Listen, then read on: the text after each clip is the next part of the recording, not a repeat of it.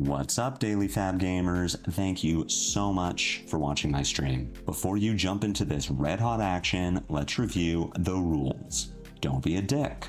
This should go without saying, but better safe than sorry. Chat with me. You know that I can talk at my computer for hours, but it's more fun when my computer talks back. And let's have a good time. I don't mind getting sweaty, but we can have fun while we do it. Use the chat command deck for a link to the list I'm playing here. It's also in the video description. Some of these decks are sick, and you might want to play them in real life. In that case, let me refer you to Hemel from the Bazaar. It's never been more affordable to play in the flesh and blood. Players have been buying the cards they need from Hemel for years. I started buying from him in 2023 and have never found a better deal. The Bazaar's prices are the lowest for singles, full sets, and class sets, including new releases. Super Slam singles and more are available now and ship both domestically and internationally. Use the command Hemel for contact info, then reach out to see what he can do for you. Now settle in and get cozy because the stream begins now.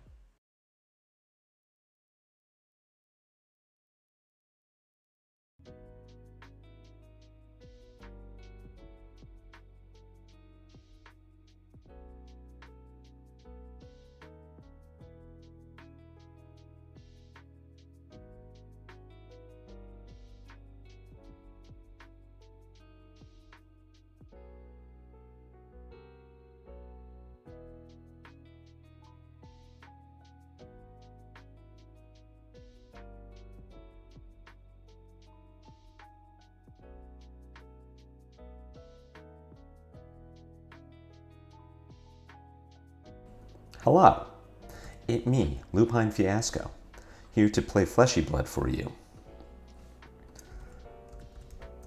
Open the chat. Ooh, 6 whole viewers.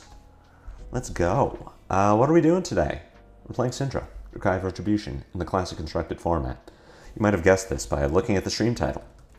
I am getting some last-minute practice for Battle-Hardened Philadelphia, which I will attend next, which I hope to not attend next weekend, right? The Battle-Hardened attached to any calling is the sort of thing where you hope that you don't have to do it, because if you are in the Battle-Hardened, it means you didn't day 2 the calling, and the goal is always to day 2 the calling. Really, I just don't want to practice Living Legend because I think that format is... Honestly, I think it's fine. I don't mind Living Legend. The problem is very few Living Legend games are being played on Talishar at any given time, and I would rather jump into games quickly. This defense, you may discard a card with Watergrave if you do draw a card. Blade Break 1. Okay, it isn't Crown of Providence, so I feel a little worse about boarding out my breaking points, but honestly, I've never seen this card played before, so I don't know how good it is. Our opponent is the greatest Flesh and Blood player of all time. They have played Chart the High Seas and drew 2 cards, which is pretty good. They're going to get to develop the ally on turn 0, which is not ideal for us. Thinking about how I want to block this Murderous Rabble. I might not get to keep either of these 3 blocks, but I think between the 2, I am more interested in keeping Ancestral Empowerment. I'm just blocking damage, right? I'm expecting to trigger Mask of Momentum on the Anka. I might not get to keep the card that I pick up with the Mask of Momentum because of the Anka effect. But even if that's the case, it means that I am getting a card out of gravy. Like, I'm trading a card for a card. Right, you hook. We're definitely blocking with Ancestral Empowerment. I think I'm blocking with Blaze Headlong. As much as I would like to have the Blaze Headlong, I want a starter more than I want the 4 go again. Because there's a chance that I just draw 3 finishers and then I don't get to play the game. I would have been totally fine. So how do we want to address this Anka? I believe the line here is going to be Ignite, gravy. Dagger, gravy. Rising Resentment, Anka. Yes, this does let gravy block with daggers. I'm not overly concerned about that. I could get the tricorn, I could get the hook. Either way, like, I have to chew through this armor at some point. This is going to be a long game. Gravy using Mage Master Boots instead. Oh, we even get a block on the Ignite? Like, that's even better. If I'm getting a block on the Ignite, how does that change my turn cycle? I don't think it does. I don't want to arsenal a card here. I think all this means is that I'm now throwing this Ignite at gravy. And then I will throw my other dagger at gravy. If this dagger gets blocked, I can... You know what? We're actually going to play it safe. I'm going to throw this dagger at Anka to play around Fearless Confrontation. I'm going to kill the Anka with Rising Resentment. I'm going to use the on-hit effect of Rising Resentment to banish Hunt the Hunter. Rising Resentment is a really cool card in that it just needs to hit. It doesn't need to hit a hero. This is a Mask of Momentum trigger. See if Gravy wants to actually use Anka's effect. I'll get to draw a card. Nailed it. Thank you, Mozared. I'll get to draw a card. Let's have theirs go first. This doesn't really matter. Watery Grave flips the Anka, Mask of Momentum, draws an Oath of Loyalty. I will have to arsenal this. As much as I don't want to arsenal against Gravy, I do need to arsenal the Oath.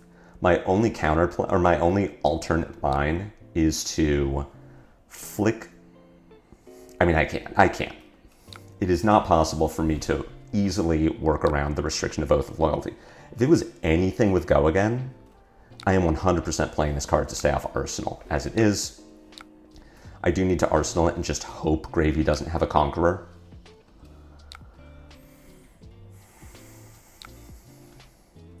Overall, this was a very good turn cycle for me. I got to clear the Anka, I triggered Mask of Momentum, I made a fealty, we pushed 5 points of damage. I'm getting to buy back a dagger. We get an Arsenal, which we only get punished by Conqueror. Like, overall, this was a very good turn cycle. This hand is fire. I didn't have time this time around. You did, Mozared. Hey, Lee. We still gotta watch that gameplay. I'll do my best to do that later. If you don't get around to it, don't worry. Like, it's 4 games of Verdant where I'm playing the wrong mask. I don't know how much sequencing really mattered in any of those games. Gravy drawing a card that he knows about. Tipple for 1 Go Again. I hate the use of Hook here. This just says, okay, I'm giving you Flight Path, and I'm super okay with it.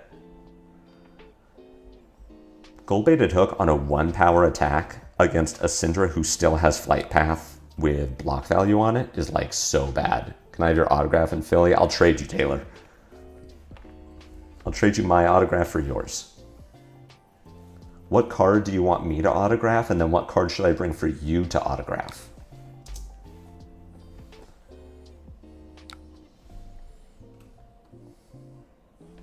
Uh-oh. Tip the Barkeep. Wait, just pitch blue or yellow, play Sawbones, Dead Threads, attack. I'll take 6. I'm super okay with that. Oath of Loyalty, Gravy. Warmongers into Gravy? Yes, Warmongers into Gravy is really impressive because every big turn that Gravy has is fueled by attack, non-attack. So sometimes you play Warmongers and Gravy just conquers you and you're sad about it. It's the big 4 and 5 card Gravy hands where they like use Gravy, discard an ally, or play Tipple, discard an ally, break the chain, play the ally, loot the hold, gold-baited Hook, attack with the ally. They're big 4 and 5 card hands. Those turn cycles are the ones that Warmongers really affects. So yes, it's sort of like playing it into Dash.io, where you don't just blindly slam it. Like, I intend to end my turn with Warmonger's Diplomacy here. Oath of Loyalty, Brand with Cinderclaw, Dragon Blood, Blaze Headlong. If Gravy just blocks with 4 cards, I will Arsenal Warmongers. Like, I'm not going to just play it. Like, you don't just play it against Dio.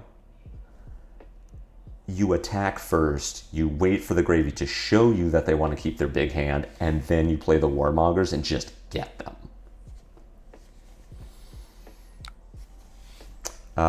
Really bad turn cycle from Gravy there. Like, I'm surprised they didn't just... I'm guessing this is a red. This is the only thing that makes sense if Gravy wasn't going to just pitch yellow or blue and then Dead Threads to make up the difference. The question is, which red is it? Is it Blood in the Water? Is it Sink Below? Which we've already seen one from, so we can guess that Gravy's on 5 or 6 D-Reacts. Is it Conqueror?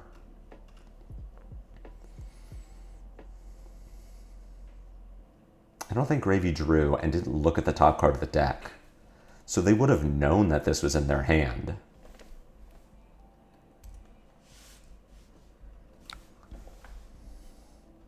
And I did go wide. Well, they de-reacted the Hunt the Hunter.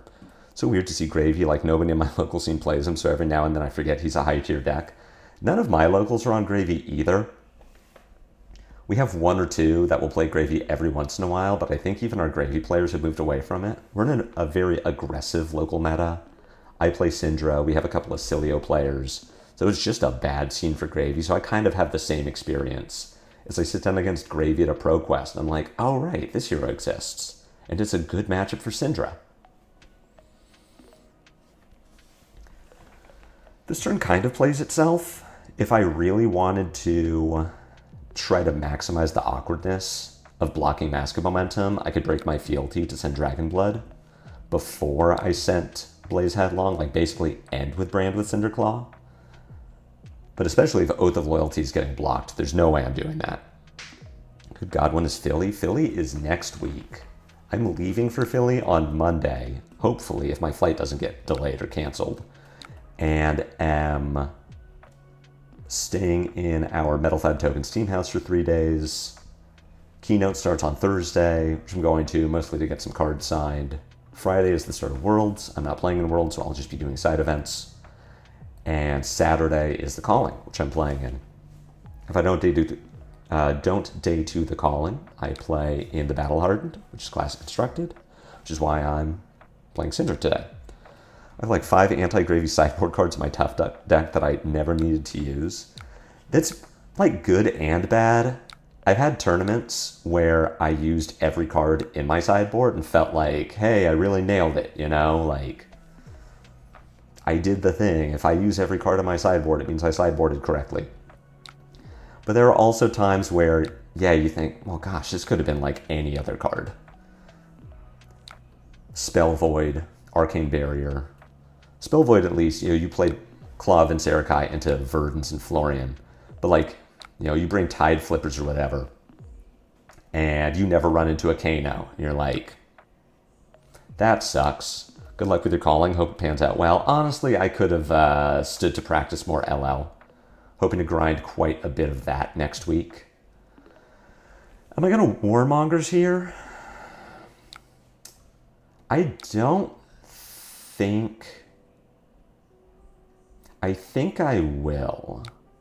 Only because I still think this card in Gravy's arsenal is...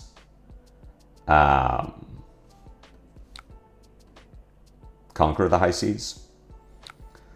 So it's less that I want to play the Warmongers and more that I don't want to put a card into my arsenal. But Gravy doesn't have an ally on the board.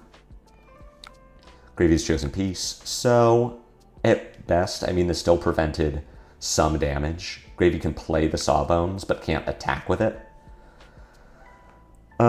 This hand is like almost good. The problem is I don't have the fealty, so I can't turn on Dragonfire.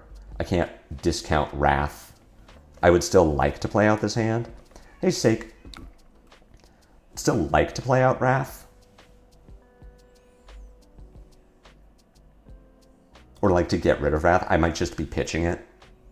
I really hope the top card of my deck is something relevant. If I could get like Brand with Cinderclaw here to turn the Dragonfire Draconic, then we're talking... Ooh, Scuba. You are perfect. You now justify me using Fire Tenant. Was Warmonger's a mistake knowing you have this hand now? I don't think so. I mean, I wish I had the fealty, but thinking that the Arsenal could have been... So the Arsenal chart the high seas, and that's where I'm like, I don't know if that was right for them to do. It's an interesting decision from them, where they could have just pitched the chart to play Sawbones. Maybe they didn't want to just serve up Sawbones for me to die. I would have arsenaled the Warmongers here. I would have still had my fealty, which was nice. But I don't think that I, like, make this hand any better. I do unfortunately need to Ancestral Empowerment this Fire Tenant to try to draw something to keep my turn going.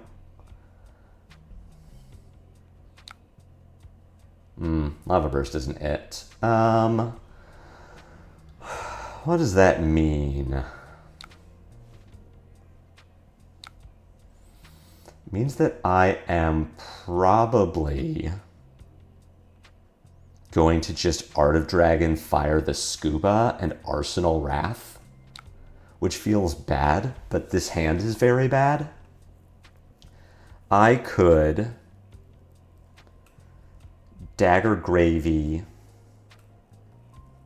I could Dagger Scuba, Dagger Gravy. That doesn't work.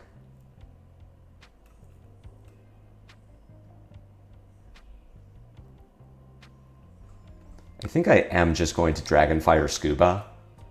I'll flick here just to get some flick value, and then Arsenal Wrath and hope that Gravy doesn't have Conqueror.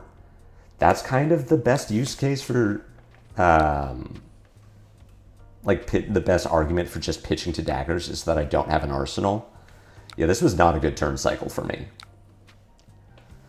Yeah, I would have had the fealty, but I don't know. It made sense at the time, considering what I thought was in Gravy's Arsenal.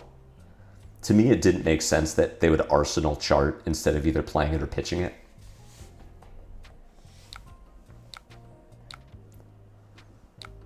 We just take Swell. I'm kind of expecting to get Conquerored here. If I do get Conquerored here, I am potentially blocking it weirdly. Gravy doesn't have any allies left. So if I just put my entire hand in front of this Conqueror's, then I just reset. The problem is if there's another Conqueror in Gravy's hand, then I get got. I really wish that I could block Conquerors with 3 cards instead of 4. But having the 3/2 blocks here doesn't let me do that.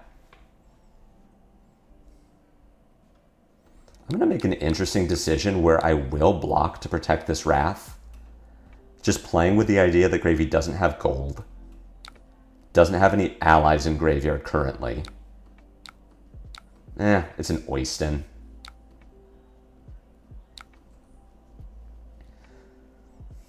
The Oyston here is like kind of bad.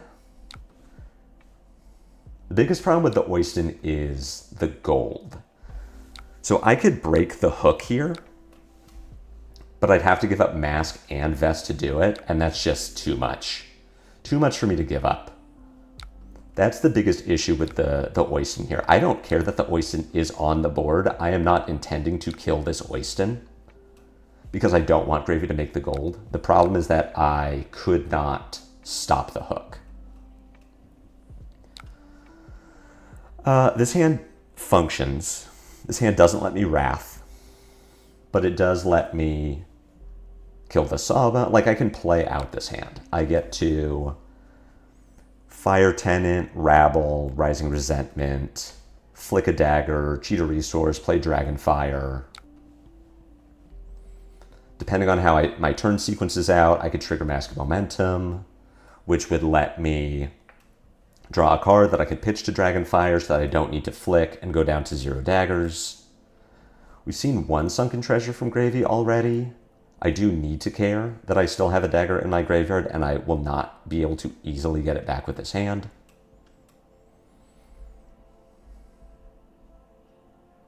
There's Sunken Treasure number 2.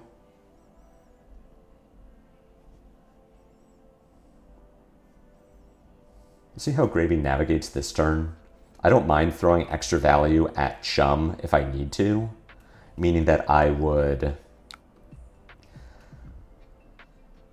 like attack, throw, Fire Tenant at Gravy, Rising Resentment Chum or throw Fire Tenant at Sawbones, Rising Resentment Gravy for 4, Ravenous Rebel Gravy for 4. Ultra Dragonfire sucks so much without Fealty. It really does. That's why I only play 2 in the deck. It's like obviously a very good card. All right, those are 3 Sunken Treasures. I don't need to care about Sunken Treasure. I don't need to be worried about attacking with a dagger in my graveyard that I can't get back until Gravy plays a Call to the Grave. At that point, I have to care. Gravy has not made a gold this turn, so blocking to destroy Hook is on the table. Now blocking is super on it. Now it's, okay, so we're blocking it. Excuse me? Oh, you don't have resources. All right, perfect. So we're definitely blocking this. We're going to give Dragonfire and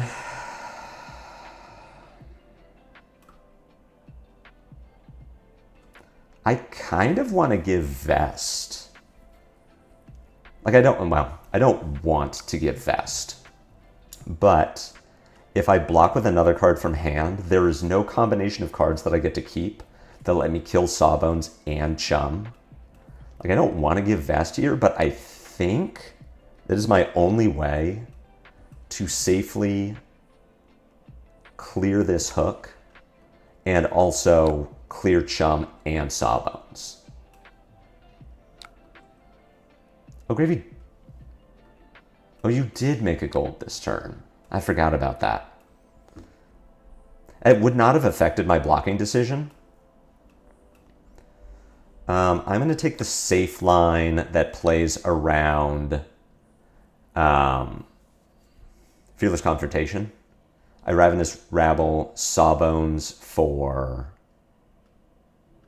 I should maybe not do this. So what I want to do is Ravenous Rabble Sawbones. Don't keep the skeleton in your clothes. I want to Ravenous Rabble Sawbones for 4, and then throw Rising Resentment and Rabble at Chum, or throw Fire Tenant and Rising Resentment at Chum. The problem is if I flip a blue, of which I have 4 in my deck, 3 in my deck, I just like lose the game. So we are going to Fire Tenant the Sawbones.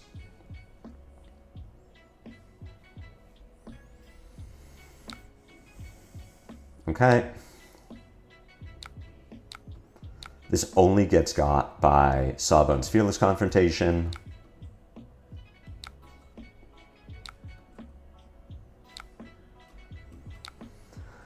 The Chum is active, so I will have to throw damage at it, but I do get to kill it, and I should also get to trigger Mask of Momentum.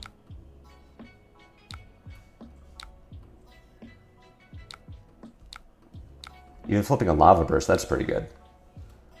Let's have yours go first. You have a Chum. You have 2 Chums in graveyard. Spooky.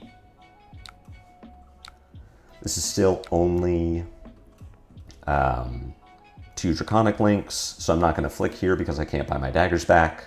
And I'm still trying to do something with Wrath of Retribution. Now, Steven, you're right. I do wonder, if I had remembered that Gravy made a gold this turn, this is where paper Flesh and Blood is so much better than Talishar, because I can't just ask my opponent, hey, did you make a gold this turn, without needing to open chat. It was likely wrong for me to block with my chest. I should just give a card.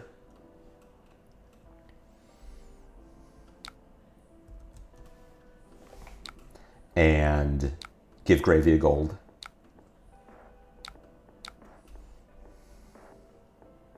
So that ended up being a pretty good turn cycle.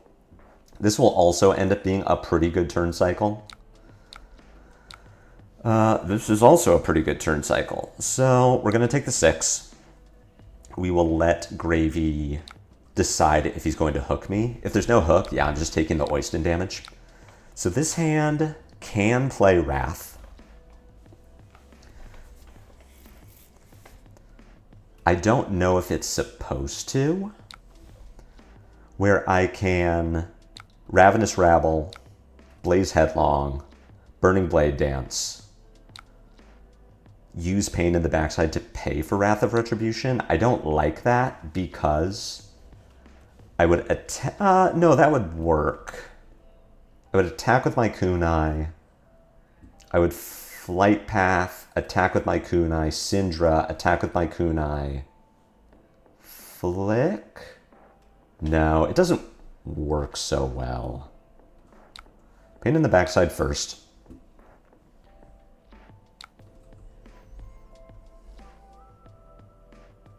Only having the 2 Draconic Chainlinks doesn't let me... I guess the line would be undo this, Rabble, Blaze Headlong, Dagger, Rabble, Blaze Headlong, Burning Blade Dance. Let's even think about this.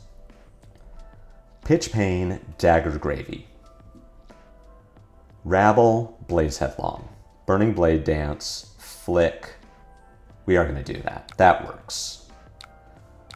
That is the correct line to put 3 Draconic Chainlinks on the chain, play Wrath of Retribution, and still be able to flick the Kunai so that I can buy it back. It also clears my arsenal, which I've had forever and don't want to have anymore.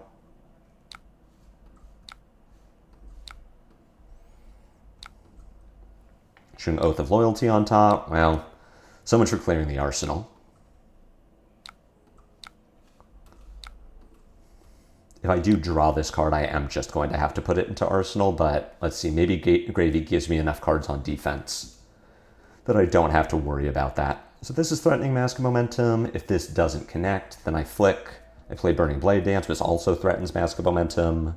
3 Draconic Chainlinks lets me play Wrath of Retribution. I get to follow that up by activating Cindra to buy back my daggers.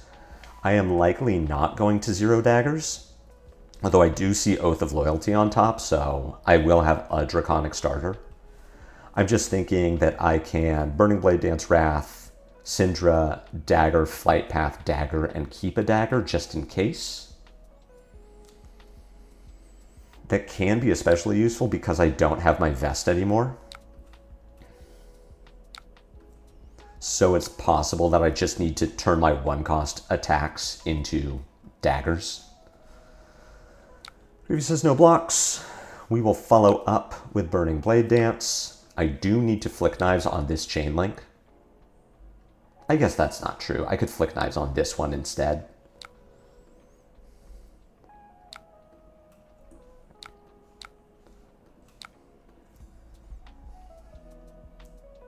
But I do need to flick. Otherwise, I only Cindra back 1 dagger, and that's much worse.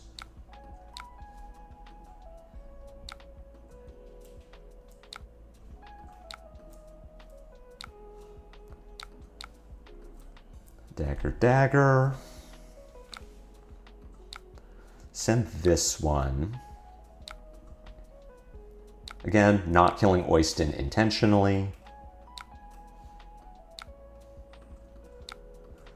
Flight path here. I don't have to make the choice yet whether I'm going to go to 0 daggers. I have to make it now. I'm just waiting to see how Gravy blocks this or not. Gravy committed to keeping the 2 cards. I know that I cannot get Conquered. Gravy is missing the gold to pitch blue, draw blue, conk. Gravy can't conk with just a single blue and has no way to cheat the resource. I'm going to play it safe. No, I'm not. I'm going to attack. We're going to go for it. We're going to go to 0 daggers because I have a Draconic starter, and I don't think Gravy can threaten my arsenal.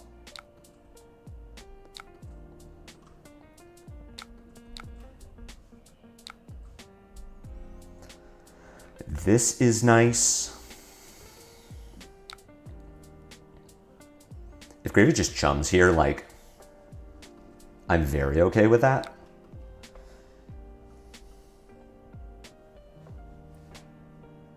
Just play chum, attack with chum. The question now is, do I need to block the hook? All right, I don't have to worry about it. So I get to Oath of Loyalty, Gravy.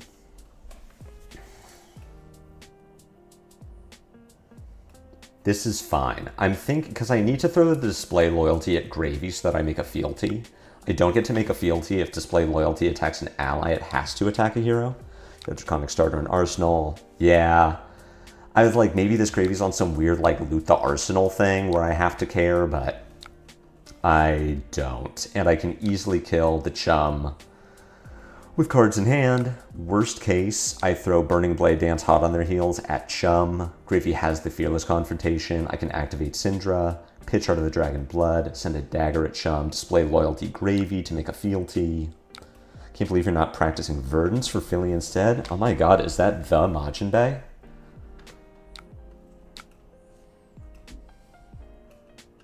Oh, no Gravy activation? Or no chum activation? We're just, I mean, we're going face.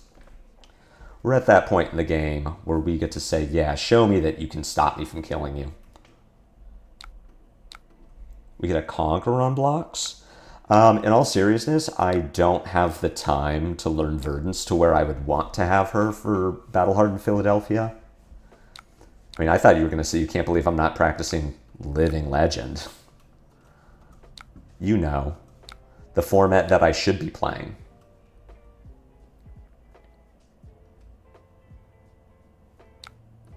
We'll do her weekly in the chat. Hello?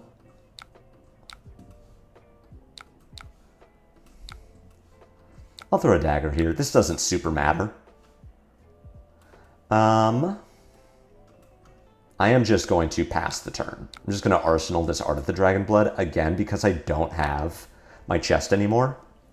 I am very dependent on like pitching cards to send my one costs. Dragon Blood lets me cheat that. Now I don't get to cheat it if I don't get to turn this Draconic, and I need this to be Draconic. So not having the fealty here might be an issue, but at the very least I have multiple ways to draw cards.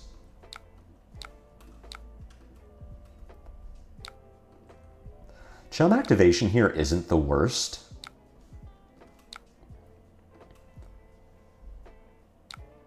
It's like kind of awkward.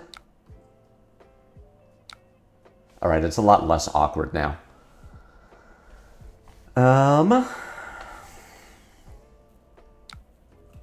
unfortunately going to pitch my throw dagger.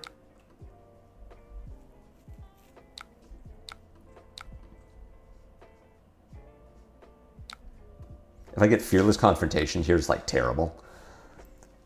Time for me to get back to it. Good to see you, Muzred.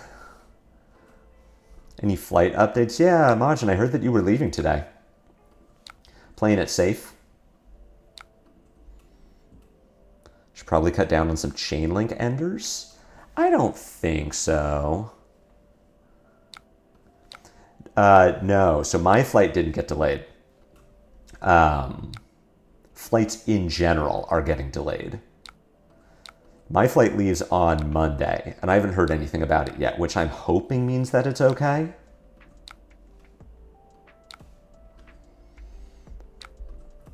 I'm just sending damage here, and I'm going to follow up this kunai with Dragon Scale. It doesn't do anything. Like, it doesn't win the game.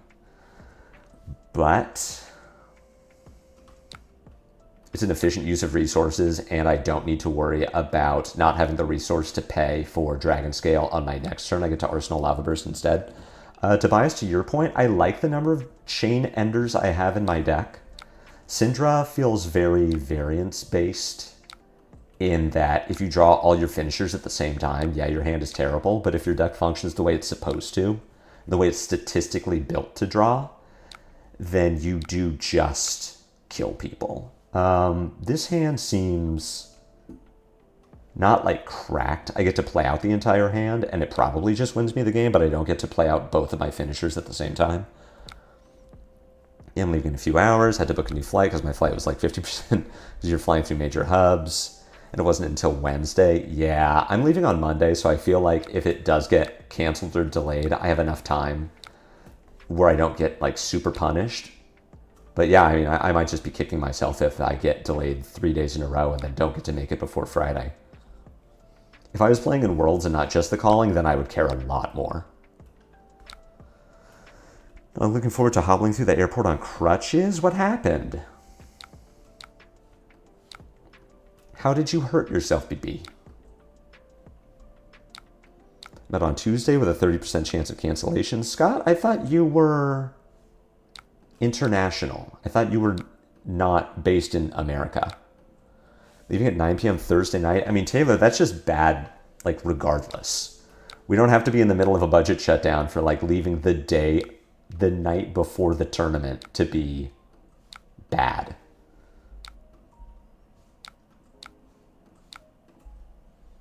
Completely tore your Achilles last night? Ugh. That sucks, man. You have a history of leg problems, right? Hey, we did it. Oh, the double ally hand there? Yeah.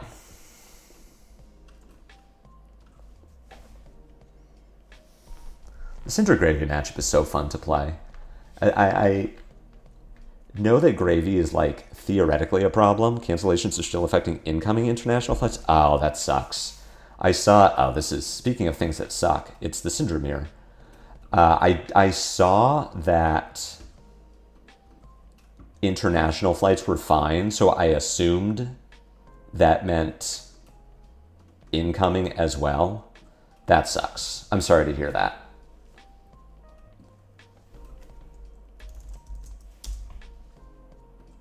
Hopefully it works out. And you're like casting the thing too, right? So if you don't make it, specifically my left leg, don't let your kids play football. I've heard that. Majin about to make the most hilarious world champ photo. It isn't a Majin Bay, like, it's not a good story time if he doesn't almost die at some point in the weekend. Ancestral empowerment here, pretty good. The card in general is just really good in the mirror when I'm trying to block exact damage. Second Ancestral on the first chain link is a little worse. Hopefully that means my opponent did not draw well. Spreading Flames. Well, we're blocking this. You have to wheel me through the flag procession? Indeed.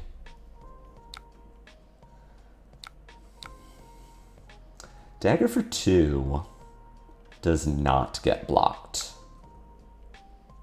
This is not a Mask of Momentum trigger. And with Flick Knife still up, I need to save my block for whatever the last thing is.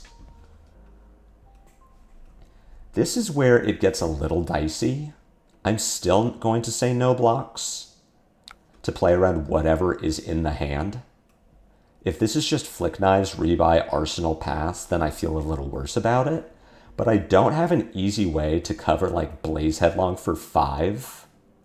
Or not even Blaze Headlong. Like say Ronin. If I block this dagger with a Ronin Renegade or a Blaze Headlong and the other dagger gets flicked, and then the last card in the hand is like Ronin Renegade. Anything that turns into 4 power, I don't have an easy way to block it. I need to think about which of my equipment I'm going to give. It's probably Blood Splattered Vest. And I feel terrible. I would rather take extra damage on turn 1 in order to prevent Cindra from getting an Arsenal. I am still ahead in this matchup, down 7 life. It's not a good start. But me getting to keep all of my armor puts me in a better position than I would be if I like blocked a dagger and then got punished. This hand is pretty good. We get to go 3-4-4 with our flick. I am not intending to Arsenal. Stream Elements getting blocked by Nightbot is hilarious. I still need to turn off my Stream Elements at some point. The secret to the Cindra mirror, for anyone who's wondering, is to never block ever. You want to save your flight path for a dagger when your opponent has pitched a red to attack with the dagger, just in case they need the Blood Splattered Vest resource to play a 1-cost. You will also save your Shelter from the Storms in order to prevent the damage from flicked daggers, but in general, you do not want to block. I also don't want to Arsenal as much as possible, because I want to play around the fact that my opponent might have Breaking Point.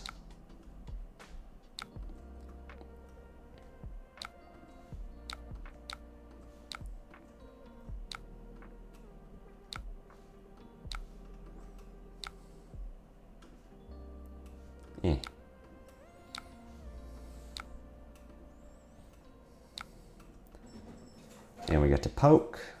I'm not going to put the counter on. I do want to save my counters. It's possible this game is going to end fast enough that I should just be looking for the 1 extra damage from my daggers. I always thought the elements of Lupine Stream were charm, quality, and cat cameos. Bun is not in the room at the moment. They're mostly ignoring each other. We're 2 ships in the night.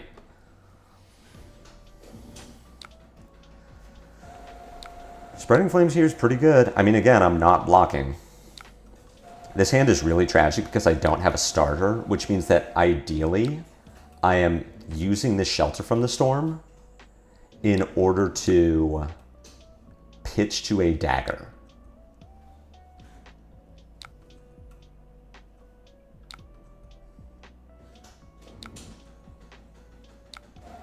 Brand with Cinderclaw here is a really nice draw to cheat the Oath of Loyalty. And I'm not blocking this because I would rather keep every card in my hand. I also want to save cards to block the Art of Dragon Scale. That might be coming. Opponent here kind of having the nuts consistently.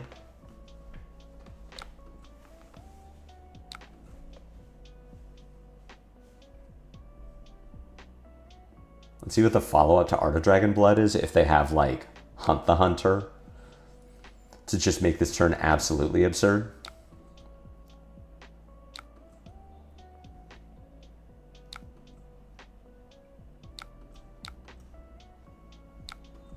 Really good turn cycles from the opponent so far. This is definitely the way to win the Cindra Mirror, is to just draw better than your opponent did. I need to just take this damage. As much as Shelter from the Storm is worth 4 here, my turn kind of doesn't work if I'm not pitching to a dagger. You have the option to discard Shelter and block with Flight Path to prevent the dagger. True, but what does that do for me? As all that happens there is the other dagger gets flipped, and then I still need to deal with that.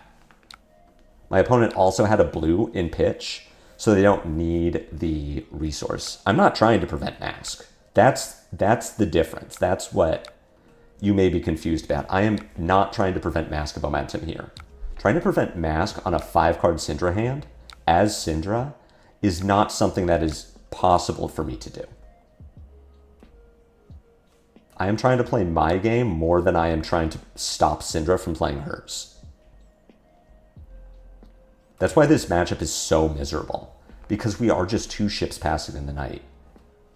You save your Flight Path to block the dagger. Like, if I'm my opponent, I would have given Flight Path to block this dagger because I pitched a red. So you're playing around them needing to hit with a dagger to make a resource from Blood Splattered Vest.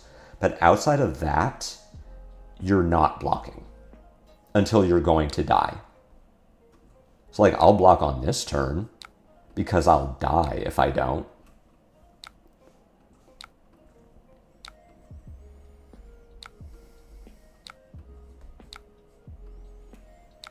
I get to throw my dagger.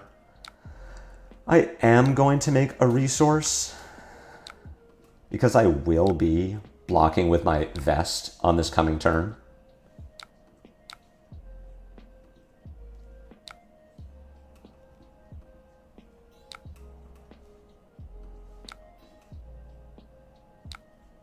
I am not going to use the Blade Dance effect here.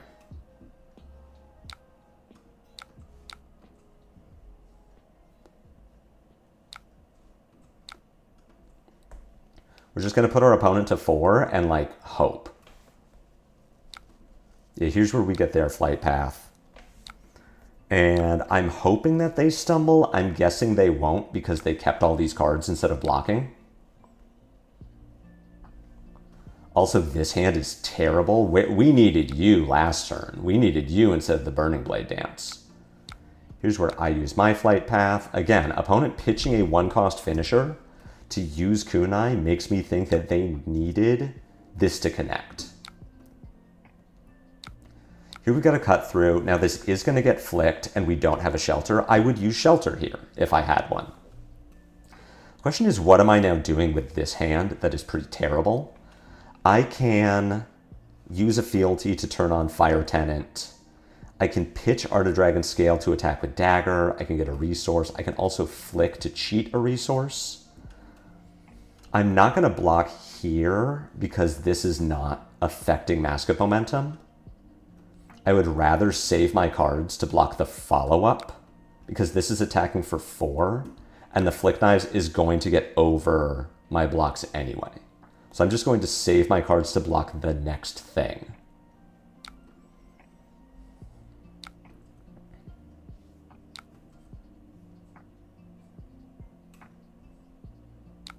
Good lord, another Spreading Flames. We can block this with Dragon Scale. If this is Ancestral Empowerment, opponent cannot trigger Mask of Momentum off of it. And I get to keep what I'm doing, which is Fealty for Fire Tenant. I can flick. I'm trying to determine how relevant that is. That I make Fire Tenant Draconic. And I think the answer is not relevant.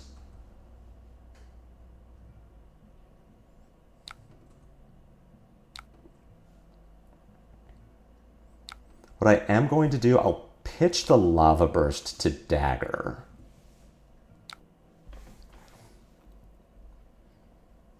I don't know that I need to do that though. Is that better? I want to play these 2 cards for sure. Dragon Scale in particular threatens Flick Knives, which is extremely important. The question is, do I send the Shelter and potentially get got by, or do I send the Dagger and get got by Shelter? So I need to flick myself to cheat the resource from Blood Splattered Vest.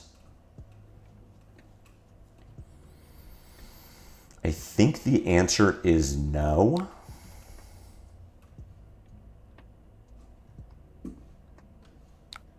I think we are going to save the Lava Burst. I will potentially pitch it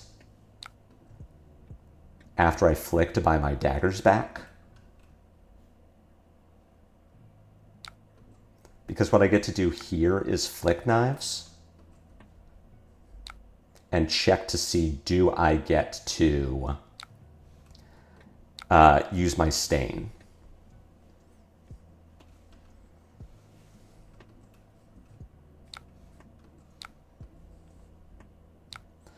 This is where occasionally the Cindra Mirror is interesting.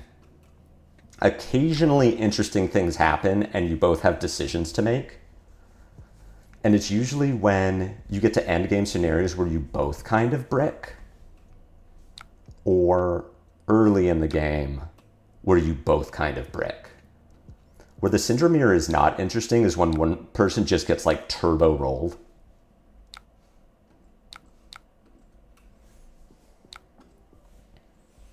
Or if you're both drawing well and then it's like, well, who drew better? This hand is less interesting because I don't have the fealty anymore. If I had a fealty to make Pain in the Backside Draconic, then this hand is like actually nuts. Flicking yourself line specifically do get kind of interesting. I'm trying to stay out of flick range. I'm also thinking I will just win the game this turn. So depending on how my opponent blocks Pain in the Backside, I'm in an interesting spot where I get to cheat 2 damage through by Ancestraling Pain, so it deals 4 over 3 and 1 from the poke. And I think I need my Blood Splattered Vest. which means I'm giving flick knives instead of... I want to stay out of flick range, which means I need to go... Also, that's right, I die if I get flicked. Oh, right, that too. Giving my flick is potentially bad because now it means that I'm dead if I don't win the game this turn. I am pretty confident in my ability to win the game this turn. But I need my vest to do it so that I can cheat the resource.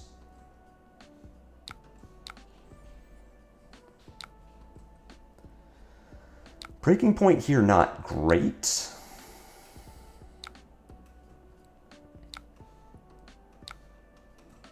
What that means is I now get to dagger, which is important. I get to display loyalty. Should have blocked with Demo Devo here. You only have one chest resource. Well, I wasn't going to dagger was the thing, and I didn't know what my draw from Ancestral was going to be.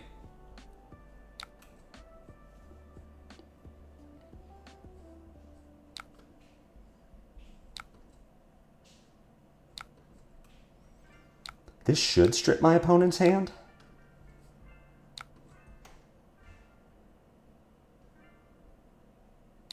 I get to start the turn with a dagger. I don't have my flick knives, but I'm still in a position where my hand converts. My opponent will lose their fealty. My opponent can't kill me.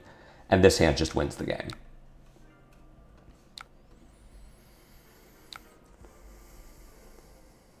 In theory.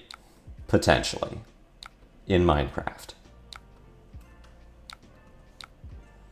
But yeah, blocking with the Demo Devo there means that I would have just won the game. So potentially, you're right. I would have to go back and re-examine that turn and see, yeah, did I punt there?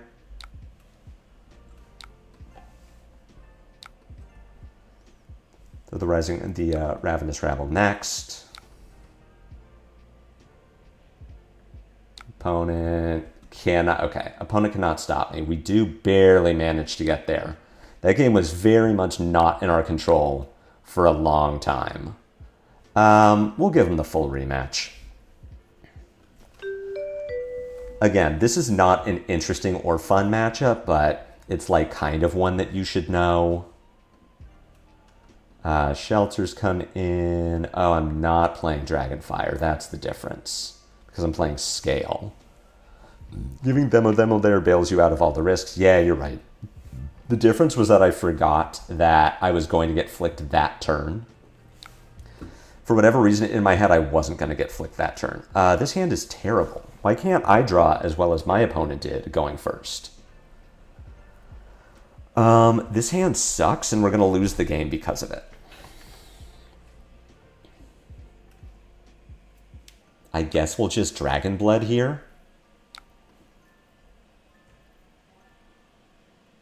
Yeah, this is not a good hand of cards. No, this is very bad. Just Arsenal, Ancestral Empowerment. This hand is slightly better.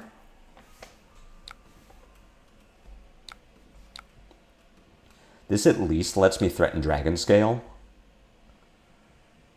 Where I get to go... Here I'm going to block with Flight Path to keep my opponent off of a dagger resource.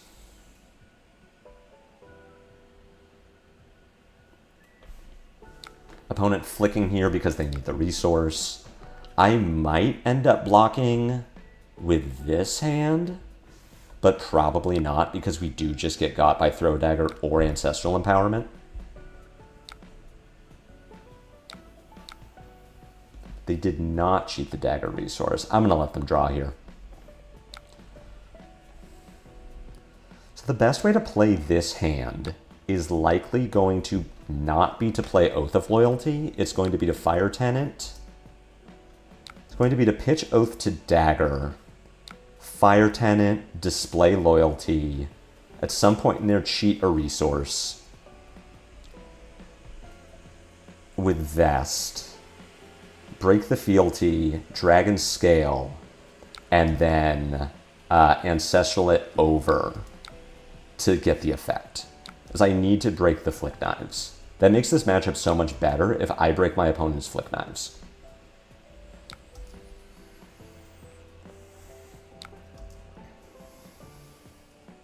I'm surprised that my opponent didn't use Vest after they flicked, but I'm guessing they didn't have the Dragonfire in hand when their turn started.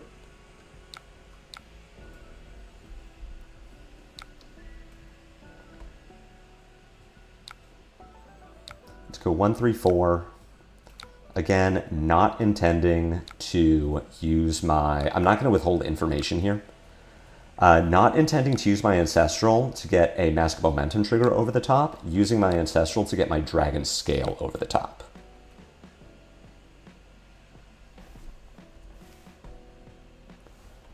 Display Loyalty, comes in for 4 go again, threatening the draw. Opponent going to give it to us. That's a pretty good card to put in your arsenal. Let's go ahead and break Fealty. I can even break my boots here if I need to.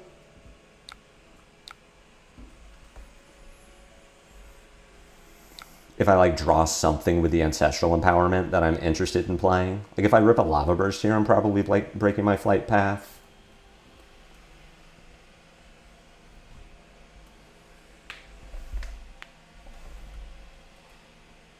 See how opponent blocks this. Again, we're really hoping that they block for Exactsies, so I get them with the Empowerment.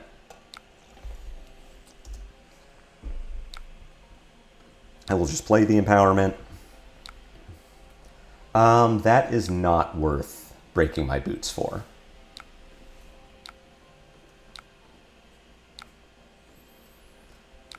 Destroy our opponent's Flick Knives, activate Cindra, buy back my dagger.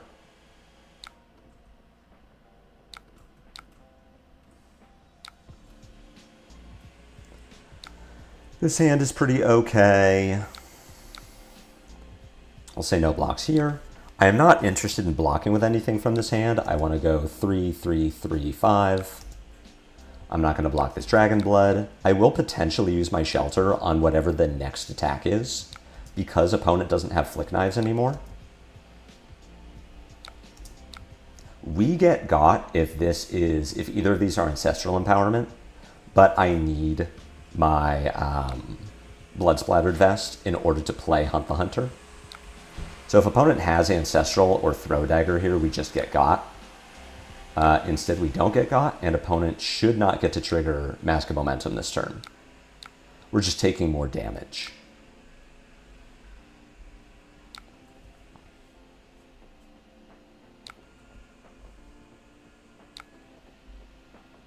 That's pretty good. How much do we need to care about our Flick Knives in this position? If we take 5, we go to 13. We are still threatening Mask of Momentum. We are no longer threatening Flick Knives Blood Splattered Vest into Hunt the Hunter.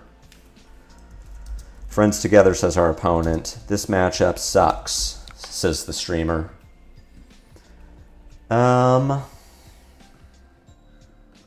Could also give our Mask of Momentum.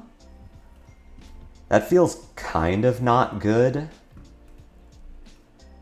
We're giving our mask to threaten 3, 6, 12, 13.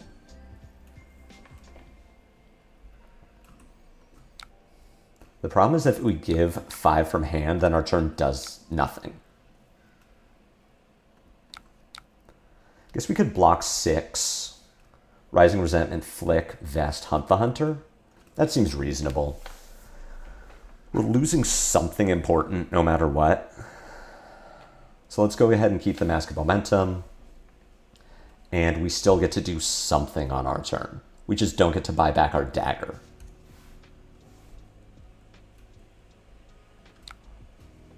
Opponent says, I definitely think it's punishing, but that sort of makes it fun. Nope. Agree to disagree. Probably block 5, send 1, you get the mask the turn after. Yeah, that's what I'm thinking. I have to take this line. I have to block with the 2/3 blocks or else I don't have a starter. I'm still going to try to cheat out Hunt the Hunter. If our opponent has Shelter here, we just get absolutely blown out. But, I mean, we're not IPing a card. We just have to risk an Arsenal. But, you know, we push the damage. Opponent is going to be marked. We potentially make a fealty, which is important. We still have 2 Shelters in our deck, so we are potentially keeping our opponent off of Mask of Momentum. The fact that they're blocking with Flight Path here says either they have Shelter in hand, or we're about to get Wrathed, or like double finished in some way.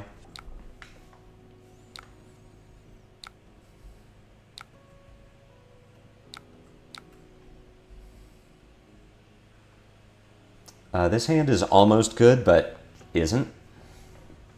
We needed the Lava Burst to be either a different finisher, like Hunt the Hunter, Art of Dragon something, just something that we could flick, vest, cheat, Flight Path. Opponent pitching a yellow here says that they might need the resource, but I'm not going to respect it. I'm not going to give my vest at this point.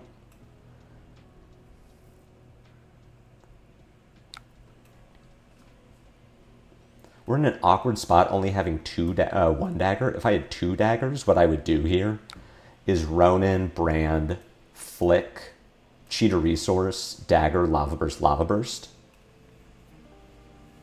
What I'm probably doing instead is just pitching to dagger, Ronin, Brand, Lava Burst. Try to trigger mask that way. I'm very likely not keeping my opponent off mask this turn. I just need to hope that their turn sucks.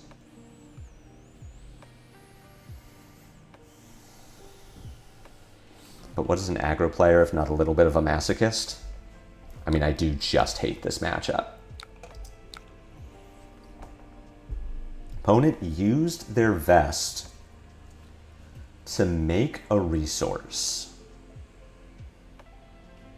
What does this mean? Am I going to get blood runs deep? Deeped?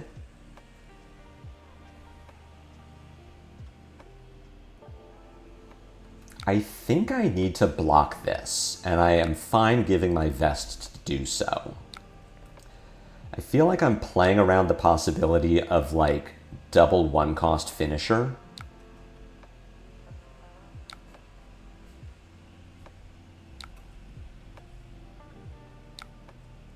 Jesus Christ, another Dragon Scale? Opponent drawing the nuts. Sadly, my turn is, like, not good either. The plus side for me is they will start with no daggers. So this may be a position where, again, I'm just blocking 6 and, like, waiting.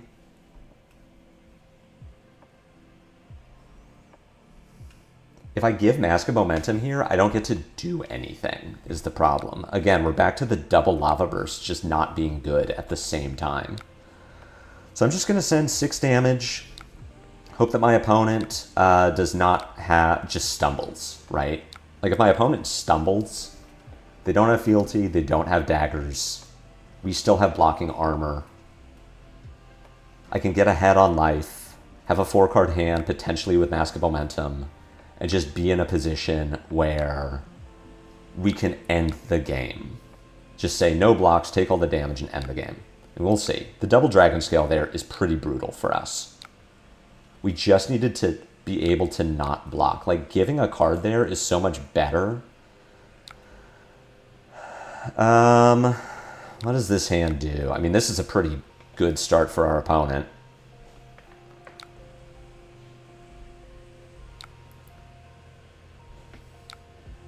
Our Dragon Scale here is pretty bad. Drawing all the finishers and no go again is really bad. We've not drawn well enough this game to overcome the disadvantage of going first. We could just start blocking. Dragon Scale doesn't do anything for us anymore. Do I have a way to end the game? Not without my vest.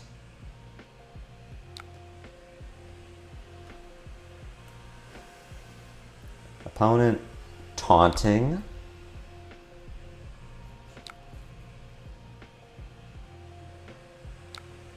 Spreading Flames for 3, go again. We can save Shelter for whatever the last thing is.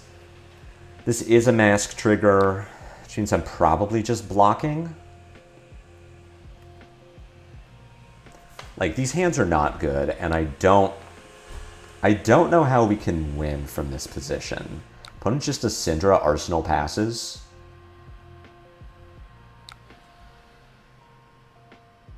Alright. GG. We will just concede there. Is what it is. That's the Cindra mirror. It kind of sucks all around. You need to draw better than your opponent. You also need to win the die roll. And when your opponent is drawing the 2 dragon scales that you have to respect into Wrath of Retribution, like, there's no way. Playing against Jarl. This is a matchup where I'm going to play Pouncing Links instead of Mask of Momentum. My build is a little weird in that I play Pouncing Links at all.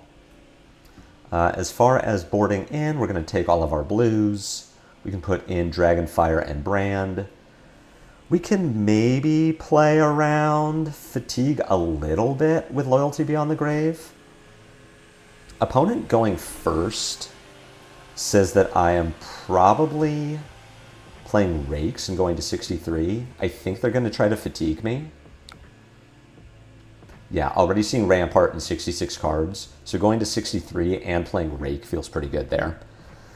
Good comedic timing there. Terrible. I mean, that hand was not good anyway, so it isn't even like, oh, well, if they just Arsenal pass, then we get them. Like, opponents at 11, we have 3 cards left in hand. They don't do anything. Terra Center Hammer is pretty good for us. It means that we will get dominated and have to discard, but I can actually play around the trigger here by just pitching these 3 cards to Cindra. We only take 2. We won't get punished by the Terra Sunder. We don't have to discard, and it isn't going to impact our ability to play out a full hand of cards on our next turn. So this is kind of the ideal situation for us. Pitch stacking here doesn't matter. 1, because we are Cindra, and we're not hoping to have to go to second cycle. 2, Mask of the Pouncing Links is going to shuffle for us at some point. I'm just playing out hands of cards here. I will flick Vest Breaking Point if possible. The fact that our opponent is apparently trying to fatigue us is really good. We should not lose this game. It is very difficult to passively fatigue a Cindra. So if our opponent is playing like the active mill cards from Mastery Pack Guardian, like if this hits, they destroy the top 2 cards of their deck or whatever. Like, we potentially lose that game. You can actively fatigue a Cindra, but you can't passively fatigue Cindra. So you cannot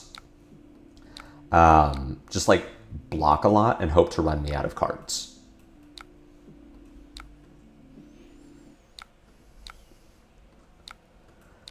Threatening. Sorry, we're not on Mask of Momentum. This is threatening the Arsenal, but I'm not threatening to draw here. I still think around too many Chain Enders, even 1 costs. Respectfully, I disagree. The games that Cindra loses are the ones where you just draw 4-head jabs over and over again. You need to be doing something. Like, you need to be going above rate as Cindra by cheating with Blood Splattered Vest or Dragon Blood. If you're just playing like 3-3-3-3 flick, you will lose that game, especially in a race. Also, look at what our Cindra opponent did. Like, how are they going above us in rate? How are they threatening us? Playing Spreading Flames, playing Art of Dragon Scale. We have to respect the breaking point. Imposing Visage Crumble here is pretty good. If our opponent doesn't have a Blizzard, we're about to absolutely melt them. We get to go 5 Chain Links wide with Rake over the coals. We could double Lava Burst with Pouncing Links and Flight Path if we really wanted to. I think I really want to. If we get Blizzarded here, like, we're in a terrible position, but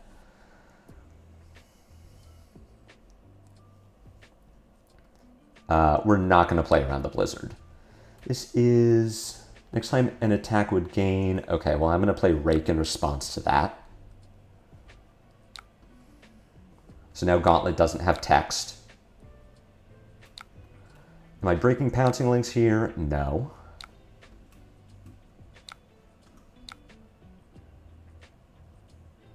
Ah, shit, that's right. I always screw that up. I'm so not used to playing with Rake yet. Yes, you have to play Rake as a response to the Ignite. I'm actually gonna do the, let's ask my opponent if I can undo before I start the turn. Because I would have to, it potentially changes their blocks. Like I know how they were gonna block me. I'm just gonna do that. Okay. Do it correctly.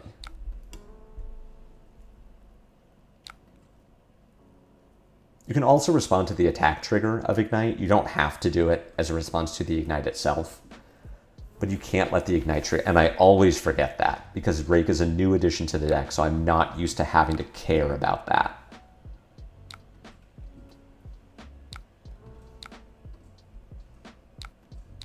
Now we send the kunai for 2. We still get got by Blizzard here. I'm going to lose my Flick Knives potentially. We'll see how many cards Jarl keeps to make that happen. It could be 3 cards for Mangle. It could be 3 cards for Frozen to Death. Fiddler's Green here isn't bad. We don't need the Vest counter. We just send Ignite number 2. I am probably not Flight Pathing here just because I haven't blocked with it yet. I also don't want to open up the armor slot for Jarl. I'm fine with just sending 2 into 6 with a flick to make it 9 total.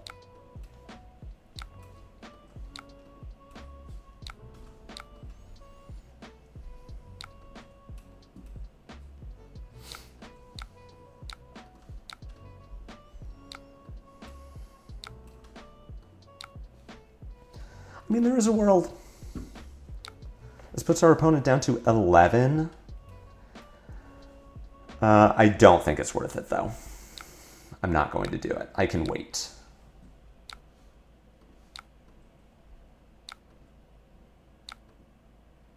Fiddler's Green puts them to 20. And let's see what our next hand has in store. Some kind of medium cards. Yeah, there's the Frozen to Death. Thankfully, we at least have blues, so we can pitch. Opponent showing us Channel Lake Frigid. Citadel of Solace here as well. Still feeling like I'm in a very good position.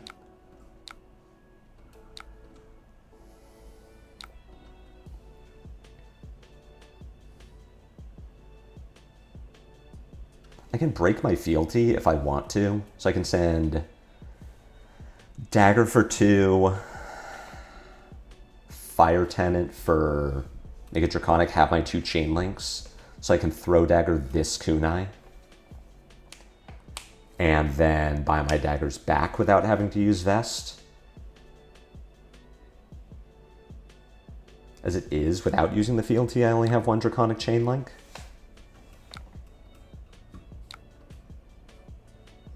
I'm not going to break Mask here.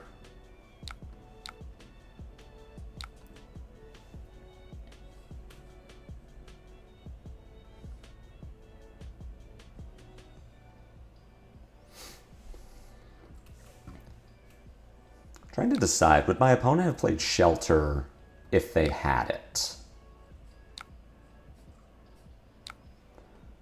No. Go to Resolution.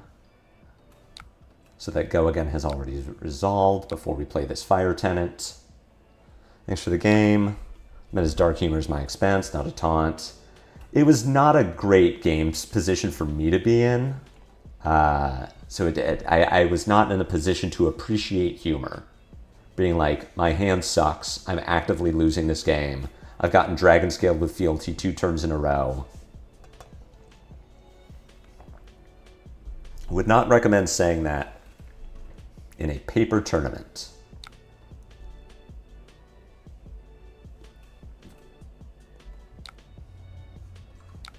Let's see, are we getting blocked? Okay. Rampart Tunic. I am going to throw dagger here. If our opponent has the shelter, they have the shelter, but I get to buy back 2 daggers. Hey, we're so good at this game.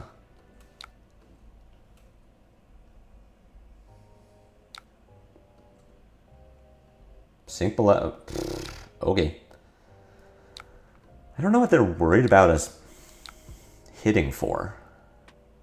The Demonstrate Devotion draw here is extremely good. Not only is it 5, so we get to actually use the Fire Tenant, but we refill our fealty. And we get our 3rd Draconic Chain Link so that we don't even need the floating resource to buy back daggers. Am I breaking Pouncing Links here? Again, the answer is no. I'm just going to Cindra back my daggers. And be ahead on life. This hand, I do want to pay 1 to avoid discarding. This hand is interesting. We get to do everything. We have counterplay to Blizzard. I would have liked to have blocked with Flight Path, but still I'm probably not using it here. Isenloft is fine. We can pay through the Frostbite. Dagger attacks are free. Now if there's a Blizzard backup here, then our turn just ends.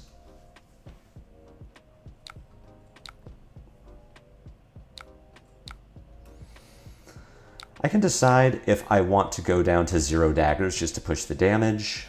I do have this fealty, so I feel like I'm in a position where it's pretty hard for me to brick if I go down to 0 daggers. Not having Flick Knives here, pretty detrimental.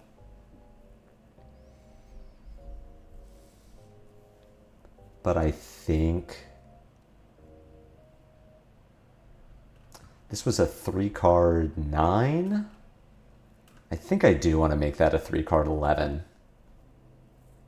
and go down to 0 daggers. I don't want to break my boots though. Opponent really thinking about this block. Yeah, that makes sense. No, and yeah, we'll go down to 0 daggers. See how punishing that is for us.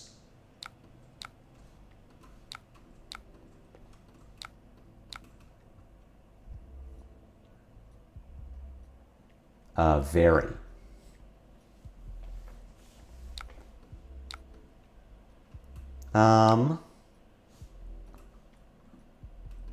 If opponent is Channel Lake Frigiding us, then I am just going to do Cindra, buy back my daggers, and then Arsenal this Rake. Like, we have a Frostbite anyway. There's no way we're paying for this turn. The pitch stack here, again, probably doesn't matter. I lose my fealty, unfortunately, but this hand is sick if we get to keep it. If our opponent loses Channel Lake Frigid, then we're in a really good spot.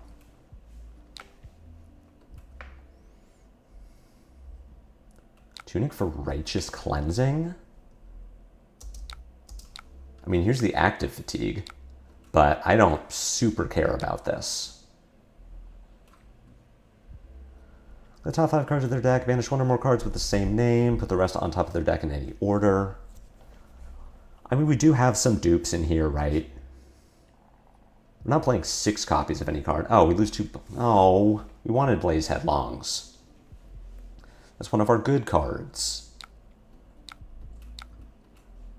Opponent does get to keep Channel Lake Frigid, which is pretty bad. What do we get to do? We still get to play Flesh and Blood.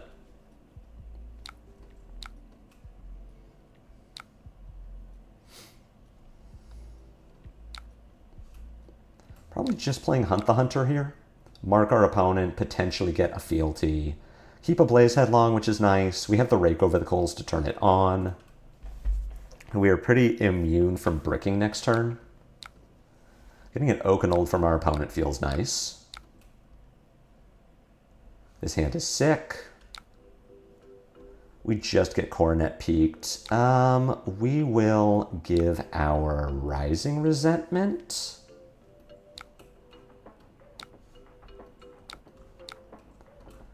Do the thing right this time. This is a position where I'm probably considering breaking my links and my flight path.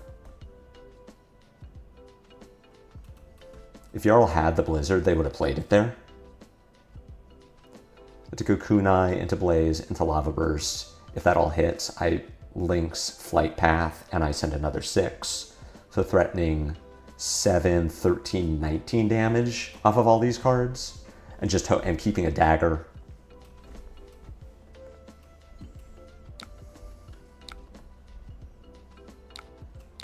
I don't think I'm in a position where I'm trying to like, well now I can't, but if this dagger had hit or I'm using Vest to get 2 more out of my other kunai, I do want a dagger.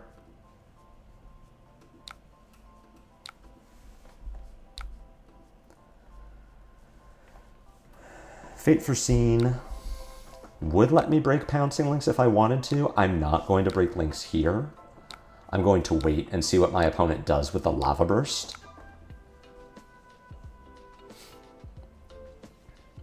Because here I can play around, I guess I can't play around the Blizzard. Because this happens in damage and I don't have my action. Oh no, I would be able to do that.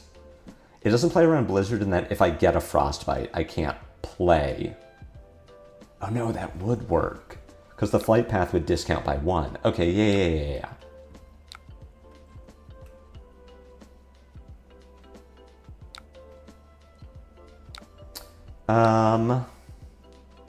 Yes.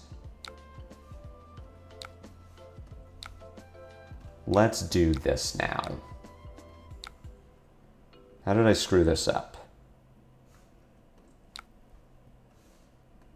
Flight path. Lava burst. Oh, because I'm already... Alright. I don't want to redo that whole turn.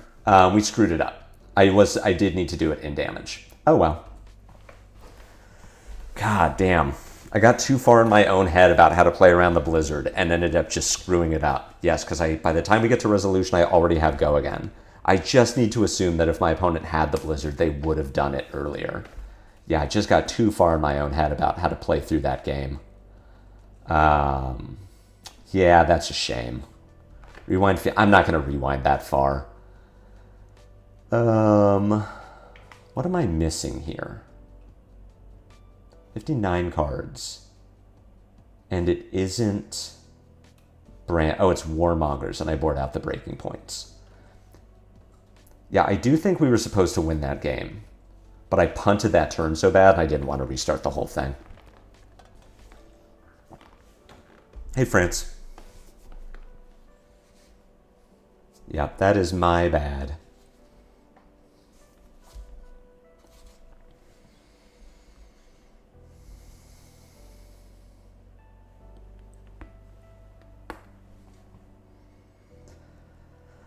Come on, opponent.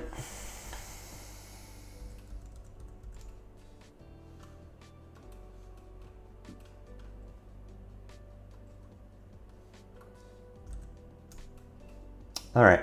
Opponent took too long, and this is not a compelling stream, so we are just going to leave that game. Against Dorinthia. This is a tough one, especially when we lose the die roll and have to go first. So we're bringing in our rakes, bring in our throw daggers. We don't need to bring in brand. We're just going full offense here, except for our shelters. It's possible we're supposed to cut the shelters and play rake over the coals instead. I do just want to go full offense. And we can push some damage here. This hand is pretty bad for it.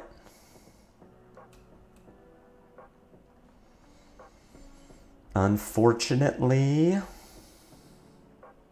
we can pitch Art of Dragonfire to Dagger, Hot on Their Heels, Ravenous Rabble. We would need to flick Breaking Point. I'm just going to activate my hero and pitch some of these cards. And we're going to save Breaking Point. Yeah, unfortunately, this opening hand was not good for pushing damage against a hero with a bunch of 3 blocks and armor. So I am just going to filter the hand. Keep the breaking point. Dawnblade for 5. This does have a Steel Blade tied to it. This hand is not great, so I'm just going to block out.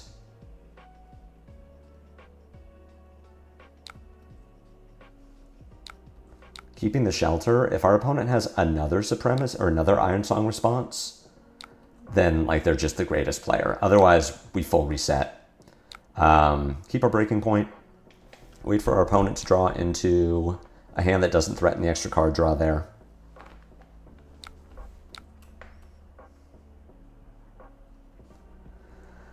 This hand is fine. We weirdly maybe need to care about Kabuto. If we attack with Ignite and Ignite gets covered by Kabuto, we don't get to send our kunai, but that's probably just fine.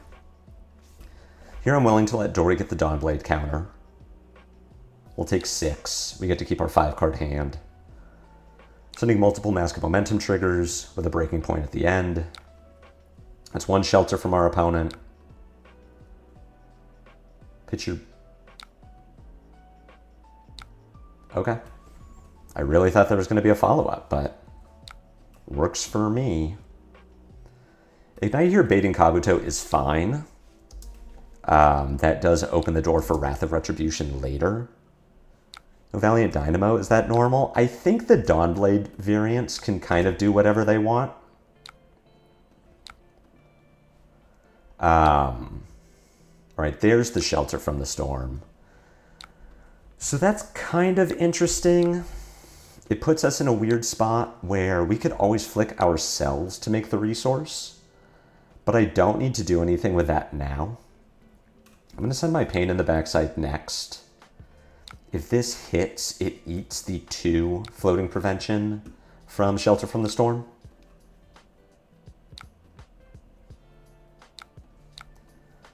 Send this Ronin Renegade. I think I am going to end up flicking myself, depending on how my opponent chooses to block out here.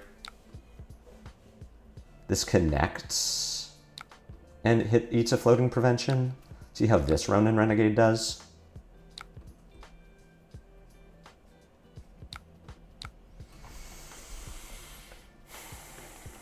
This doesn't really do much for us. We flick ourselves, we breaking point, we get this last card and armor. I'm not excited about it. Although I do need to rewind. I do need to flick here so that I can just buy my dagger back.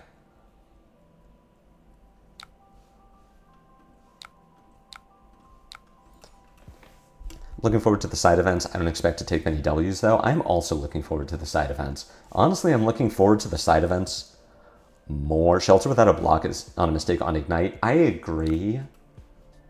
I don't think taking the Ignite was correct, but it's, I mean, it was fine. We go up on life. We've seen 2 shelters now. Opponent pitched 1. This hand goes pretty nuts. Happy to take Dawnblade for 3. No Go Again. I want to know what this card is. Like, opponent IP2'd with Go Again on the Dawnblade.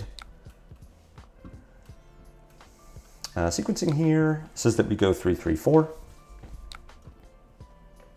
We don't have a great way to sequence this hand otherwise.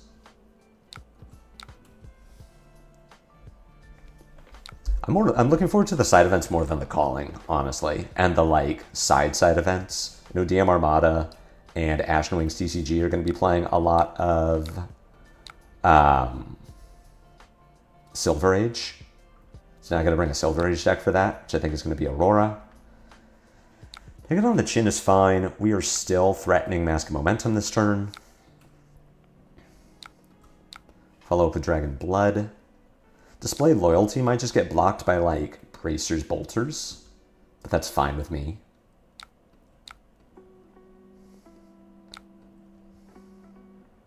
Get to decide what I want to do with this. Now we aren't threatening Mask anymore. So do I want to keep my breaking point in Arsenal, or do I just want to send 5 and Arsenal display loyalty? I'm not expecting Arsenal destruction from Dory, so I'm not like overly concerned. We'll send the display here. I'll bank a fealty, and I'll sit on this breaking point.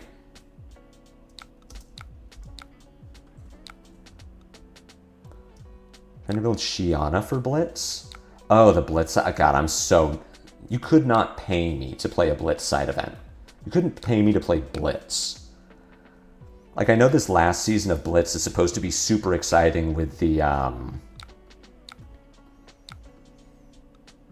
Cold Foil, Everbloom, Life, and Consigned to Cosmos, but like, holy shit, what a dumb format.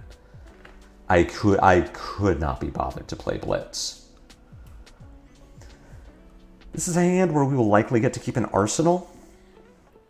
I am going to go for the big play where I use my fealty and Pain in the Backside first, then Rising Resentment to try to bottom my Hunt the Hunter so that I can flick Vest my double finisher. What about like 20 bucks? Couldn't do it. I refuse to play Blitz. I will play Living Legend because it's a calling format and I want to compete in the calling. But I will not play Blitz. Block with my Flight Path here just to get the value from it. Kind of feeling that way about Commoner with Silver Age on the horizon. I'm pretty surprised that SCG isn't changing the format. I don't know the scoop on SCG enough to know, like, do they kind of not care about Flesh and Blood? Like, is not caring about Flesh and Blood one of their things where they're just not paying attention to Silver Age replacing Commoner and they just don't want to deal with it? Like, I'm not sure. If opponent is going to let us poke, then we're kind of up. Now using the fealty was a bad idea, but we're still going to throw the Rising Resentment next. As if this hits, then I don't need to use my Vest again.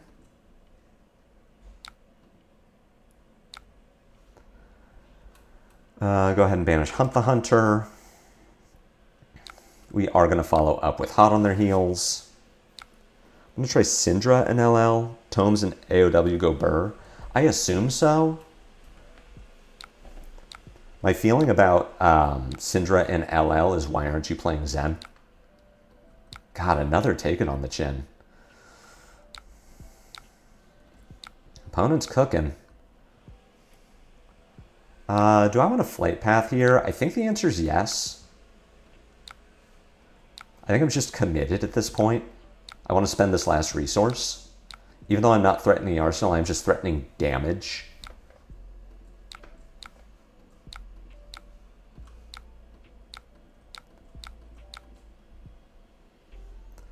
Cool. I have a way to use my Vest. I am just racing Dory. I don't care about blocking the Dawnblade anymore. This hand does need to break fealty. You go 3, 4, 4, flick, Vest, breaking point. LL can be hard to balance if they want to keep all the heroes. I built Zen for LL, but I know I should be running Belittle instead of my current build. Yeah, I don't know what they're going to do about LL, which makes 2 of us, because LSS also doesn't know what they're going to do about LL.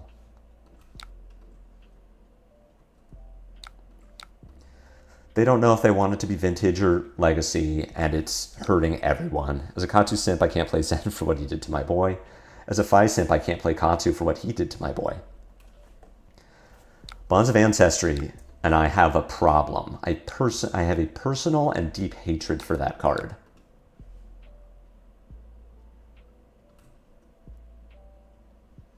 Based on it being a ninja card that Phi could not play. Does opponent have more prevention? Oh my god. The amount of prevention that our opponent has had is like unreal. Just every turn has either been a shelter or a take it on the chin. Yes, I know that's what the deck does, but still, it's like, surely you miss at some point. Surely at some point, even with 6 copies of card, you shouldn't have it.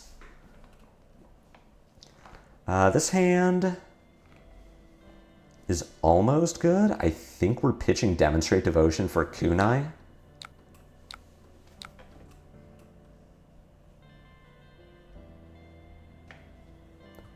One, three, four, four.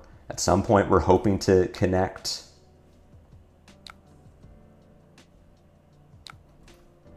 And we Breaking Point.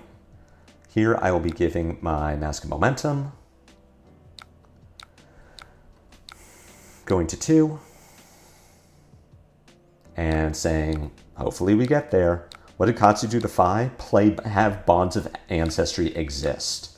The most broken ninja card that Phi couldn't use. LL is a fun format like UPF now? Ah, yes. Competitive format, UPF.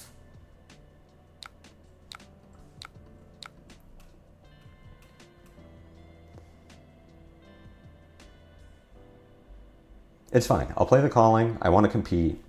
ELO won't exist at the end of the year or whatever.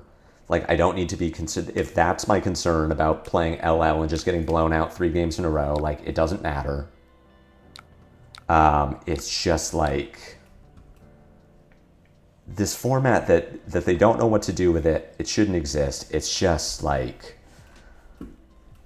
the other reason that I'm really down on LL is just them, like, the 2 changes over the course of October is like, it's just the October ban, the start of October where they unrestricted Dirge was like, okay, cool, it's the Runeblade format. And then the re-restriction at the end of October and them saying, yeah, we haven't done it well, is like, well, no shit, but it just doesn't inspire confidence.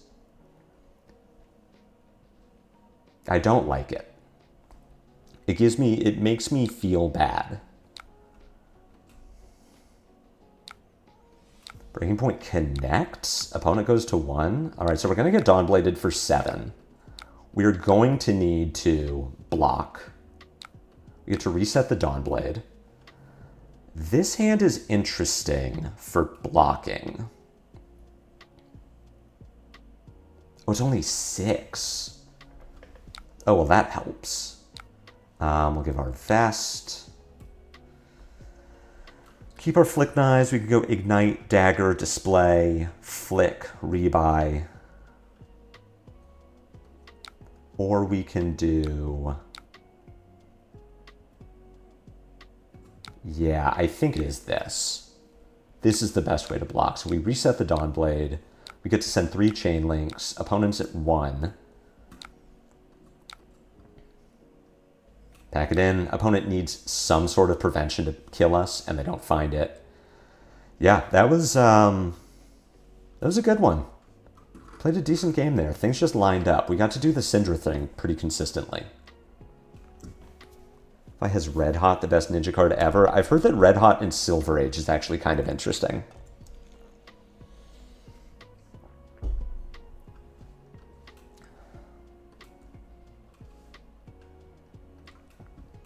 Because there's so little damage prevention.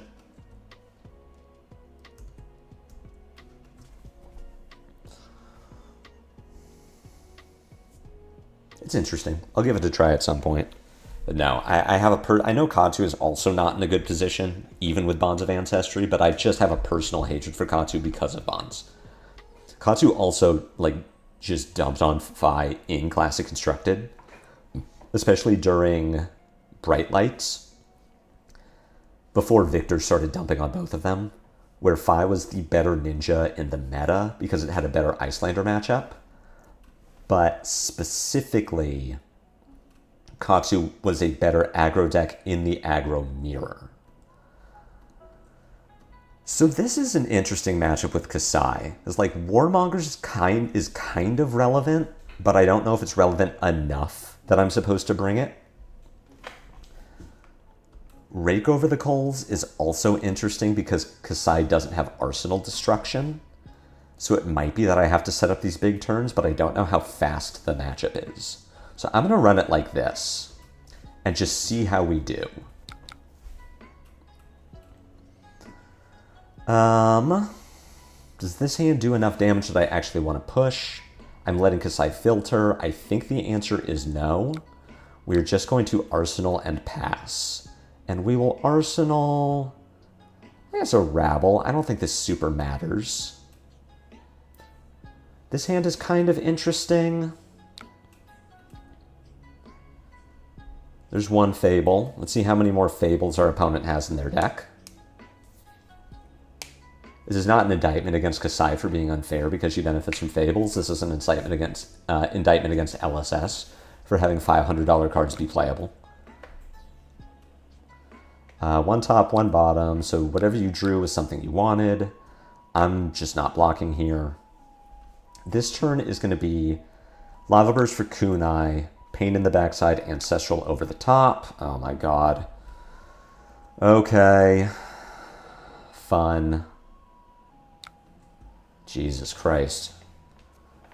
Opponent kind of drawing the nuts so far.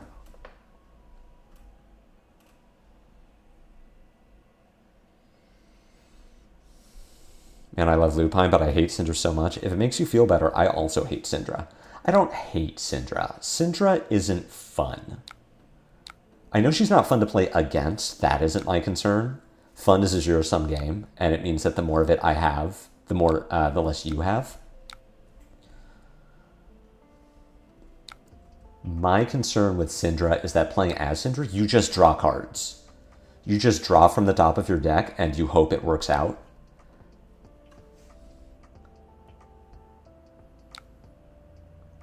Were you not supposed to play Blood Follows Blade on the Saber? I guess you put me on a D-React, but I don't know. Showing Dragon Scale, but we don't have a fealty for it. And we don't get to break our flight path. So we're going to draw the Dragon Scale with our Ancestral Empowerment on the Pain in the backside. I also get to poke with Pain. So I can play the Dragon Scale. It's just that ends my turn. That's why I prefer Blue Line Cindra. Yeah, Blue Line Cindra is more interesting for sure. Do I care about keeping my chain alive? I think I do. Because I want Kasai to care. Yeah, I'll vest here. I want Kasai to think that it matters what I draw with Mask of Momentum. Way more fun to play, unfortunately not as good. That's the thing, is I want to play a tier S deck. I want to play the best deck in the format. It used to be that I wanted to play the best aggro deck in the format. But I've just learned, like, it's fine. I can branch out. I can play the other... I don't have to limit myself to playing aggro. I can just play whatever the best deck is, which in this case is Verdance. So I'm playing Cindra because, ooh, our opponent doesn't know that Art of Dragonscale has text. So I'm playing Cindra. Cindra is boring. This hand is, like, almost good. What does this do? We don't have a starter, which sucks. I'm going to pitch something to a dagger. I have to pitch one of these to play Demo Devo. So it's going to be like pitch this. It's probably pitch fire, attack with Kunai. Hot on their heels, flick, vest, Demo Devo, Lava Burst.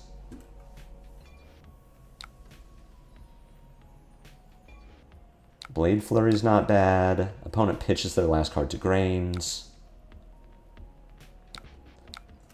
It's just 4, that's fine.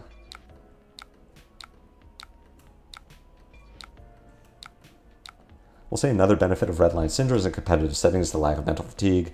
It's very true. The lack of mental fatigue is really nice, which is why I like aggro decks generally.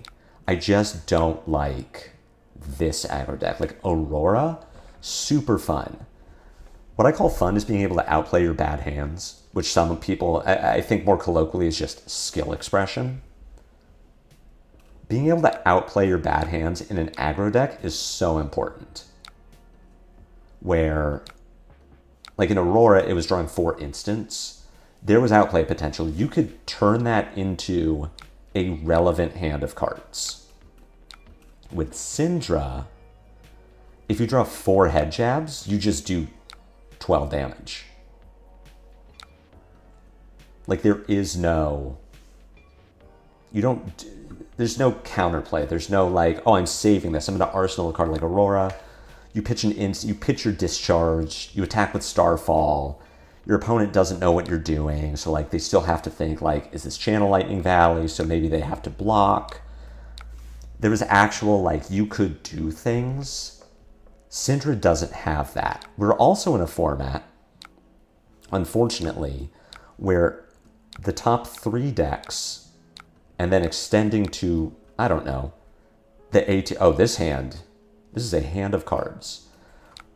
Extending that, like, you know, KO, Florian, some of the other decks in the format have arsenal destruction.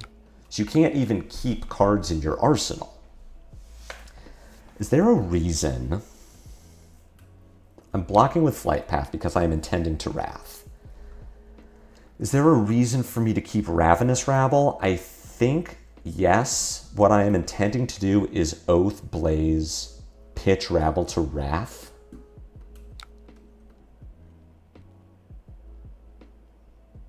I wish I had a second fealty so that I could do everything, which would be nuts. But I think as it is, this hand is going to be pretty good.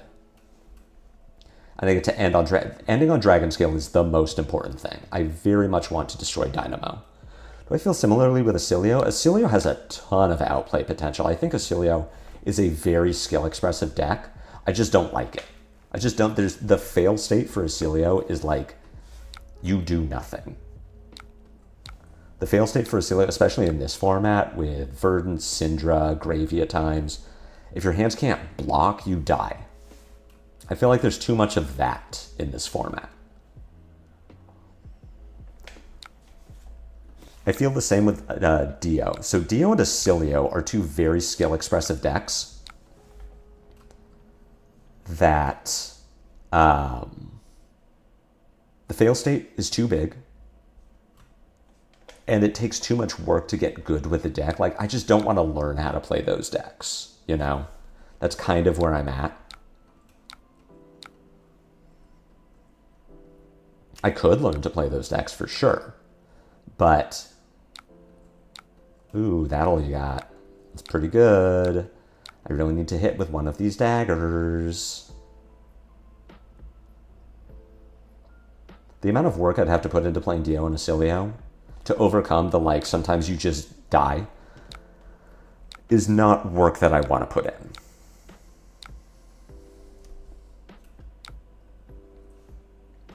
I will break my Flight Path here.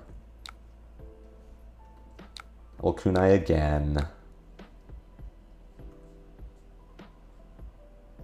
I screwed this turn cycle up. I mean, kind of. I'm like now baiting Kasai to block this dagger. I went back to Dragon Scales against Acilio last week at Armory. Dragon Scale against Acilio is so good. Like, Dragon Scale in this current format is so good. I think you should be playing 3 copies of it. It's good in the mirror. It's good against Acilio. It's good against Verdance. It's good against Gravy.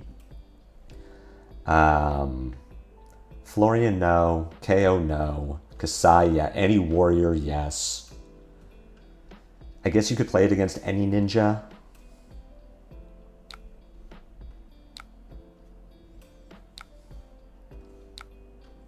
All right.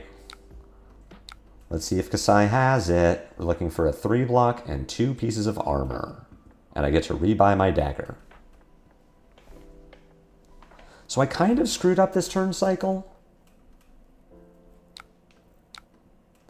In as much as I think I could have sequenced it differently so that I'm still threatening a momentum trigger. Oh, God. Well, GG.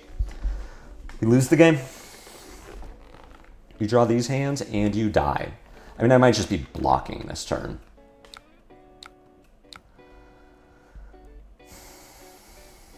Just block with Dragonfire. Send 8. 9. Sometimes you draw the bad hands in Cindra. Who was saying that they think I'm playing too many one-cost finishers? Tobias, if you're still here, sometimes you do draw these hands.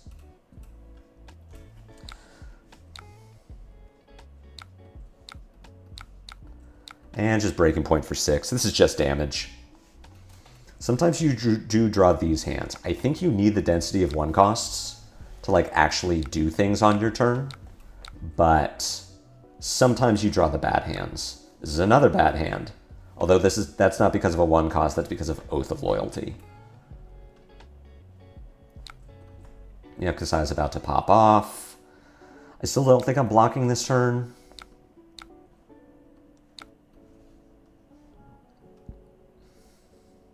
Now it gets go again? Yeah. This is why I cut Oath and only play max 8 finishers. Cutting Oath feels wrong to me. Oath is just so good. Wait, how did this one get? Oh, yeah, Blade Dance. How did this one also get the +5? Blade Dance sharpened. What did I miss?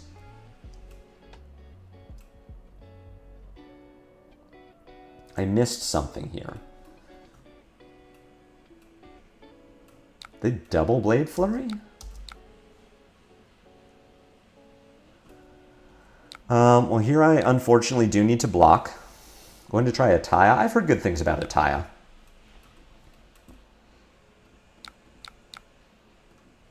I'm just going to block 6, arsenal this Oath, and reset. And hope. If you're on Rake Max Draconic, I agree, but Pain Snatch, Rabble Fire tend too much for me to play Oath.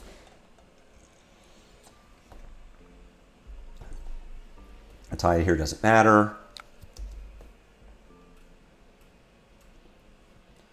This hand is pretty good. This hand is less good.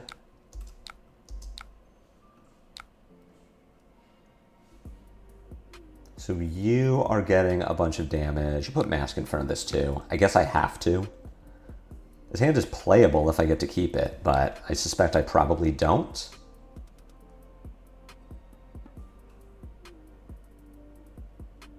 I also don't think I win from this position. I'm sending 4, 7, 10, 16. And we say no blocks. If you have it, you have it.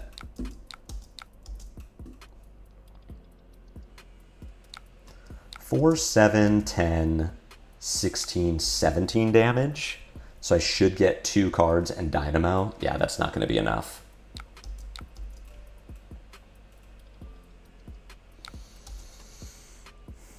I've heard good things about Ataya. My teammate is on Ataya instead of Mask of the Pouncing Lynx, which makes sense into like Verdance. Because you shouldn't play Pouncing Lynx into Verdance, you should play Momentum. That all I got in Arsenal is pretty good. But I do like Momentum or Pouncing Lynx for Florian, which is a deck that we actually have to respect. Like I think the Florians have largely figured out the Cindra matchup.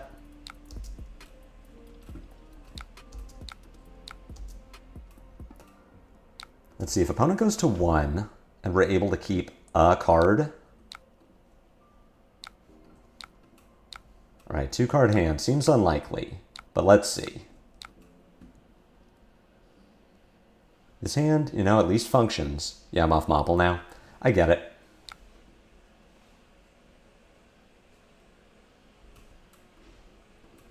All right. Good game, opponent. Hey, our opponent was on $1,500 for 3 cards. God, the fables in this game. Not even from a power level standing of like, wow, Kasai shouldn't have access to these cards. Like Victor getting Tropaldani is a big mistake. It's like, oh God. All right, well, this game's going to be over in 2 minutes. Just like cards shouldn't cost that much. And scale. Playable cards should not cost $500. What does this hand do? Oh, I put on the wrong daggers. Damn it.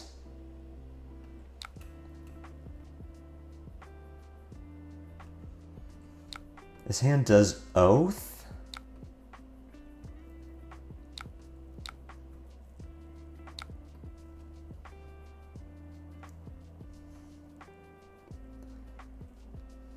Oath, pitch fire to kunai. Hunt the hunter?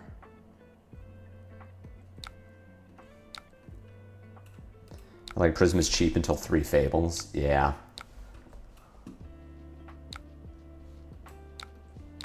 Yeah, like opponent, you should probably block. Should probably block this.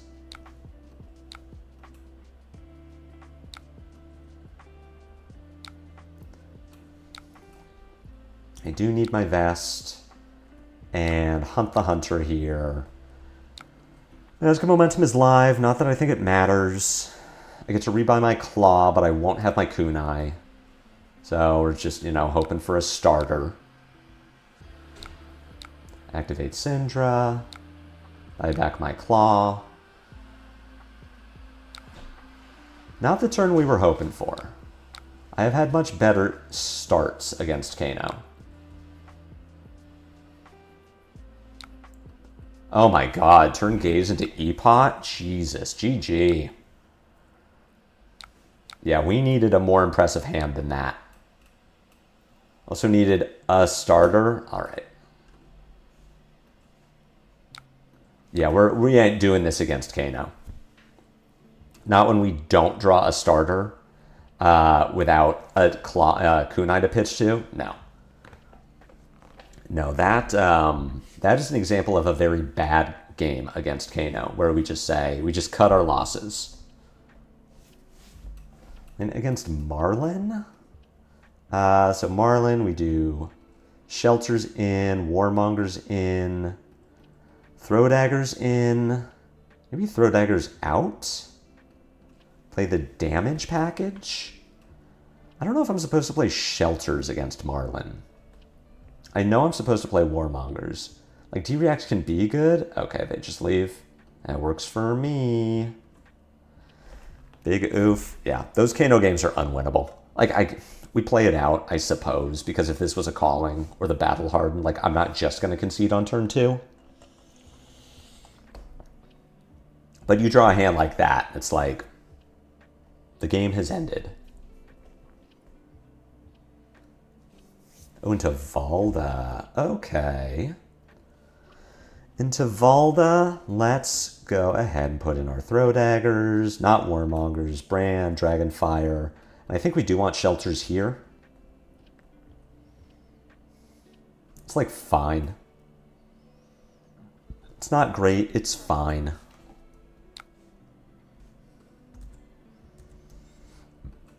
See, where was this opening hand against the Kano? This is what we needed. Create 3 Seismic Surge tokens. Destroy this, then you may put up to X cards from your hand on the bottom of your deck. Okay. Just banking a bunch of resources is pretty good. That is a pummel. This hand mostly plays itself. Fire Tenant, Rabble, Blaze Headlong. Flick, Demonstrate Devotion at some point. Shield here gets to block 2 currently, 3 currently.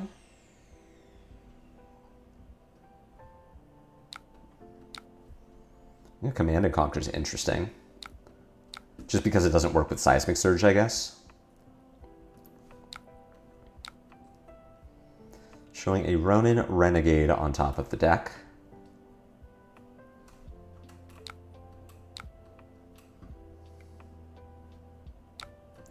Rebel connects. Let's see if Blaze does. Hopefully this gets blocked. I will flick here.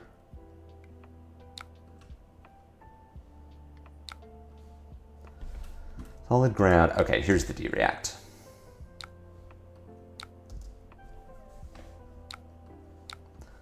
And we're gonna force our opponent to give us more cards.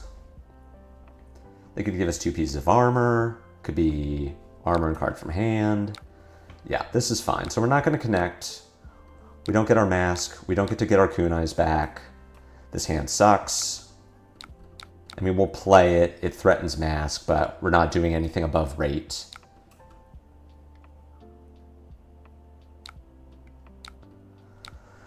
Boulder drop for 7, dominate.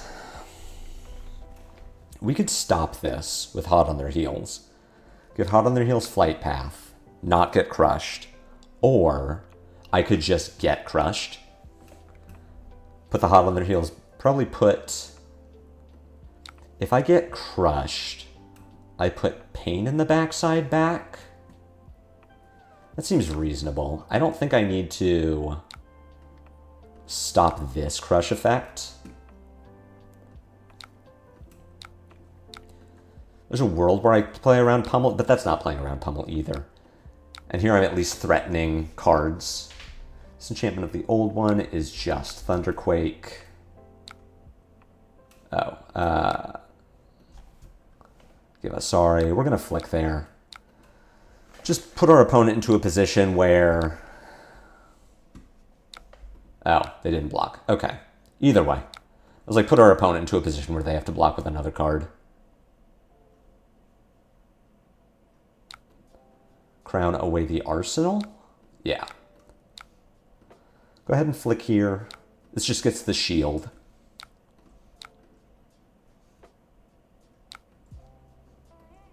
But we push damage. Got to get the shield at some point. Maybe our opponent lets us draw. We draw pain in the backside and just send it.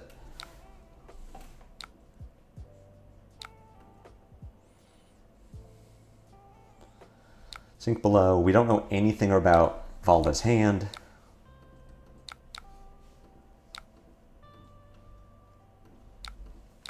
Has Cutting Resort seen any play in any format? I lost in Sonoma to an opponent who played, it was an Ira that played Cutting Retort. But that was less because it was Ira and more because I boarded wrong. This sucks. We'll just take our 6. Can't stop that. Opponent just banking more seismic surges. But yes, Cutting Retort has seen play in formats. It's not good, but it has seen play.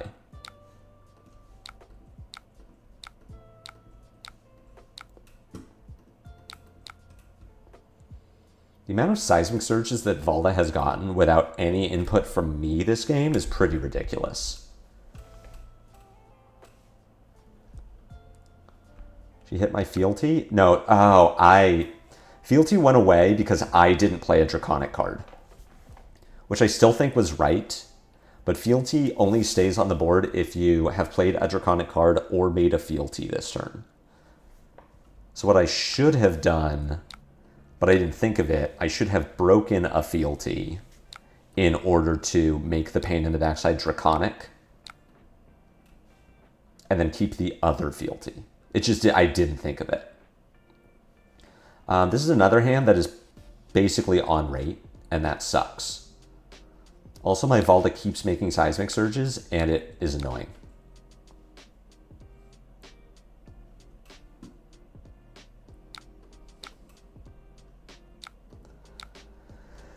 Ignite connects, we send the dagger. Oh, the Ira running Cutting Retort. It was like Fatigue Ira, and like I said, I boarded wrong. Cutting Retort is, I mean, it's fine. I boarded for Fatigue Ira because I didn't realize at the time that you can't passively fatigue Cindra. So I was just drawing, like I played 65 cards and a bunch of them were bad. Like I absolutely should have beat that Ira.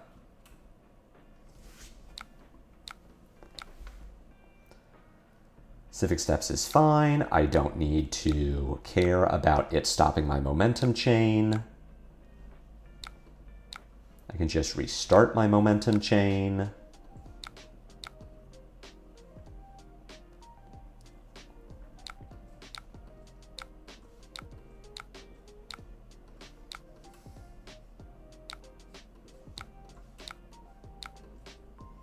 Oath of Loyalty on top. It's kind of interesting.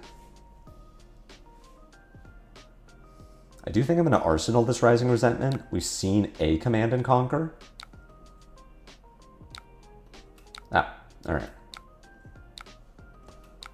Valda probably just wants the Seismic Surge.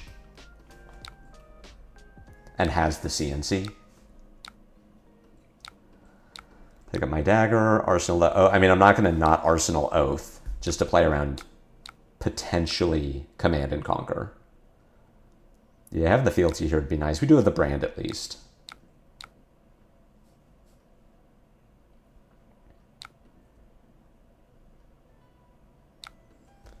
Terra Sunder what? Terra Sunder disable.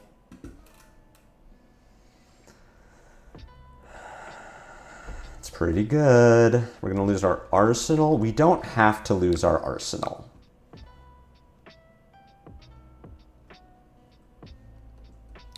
Alternatively, we lose our arsenal and discard 2 cards, and I think we're just okay with it. But we don't have to lose our arsenal. It's just like, why? Take 3, discard, discard, play Oath. I'm actually okay with that. Arsenal Ancestral Empowerment.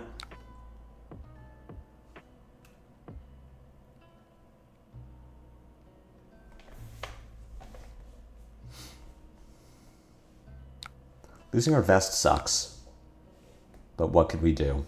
Unfortunately, we have not drawn cards this game that would lead to us using the vest, which maybe means we're supposed to keep the vest for when we start drawing cards that care about vest, like this one. But hey, this blocks now. Sorry, no, this pitches to dagger now. Oh my god. Ugh. I have to take the damage. This is rough. Jesus Christ. Stop making embodiment. Stop making seismic surges. And I'm going to give her more seismic surges.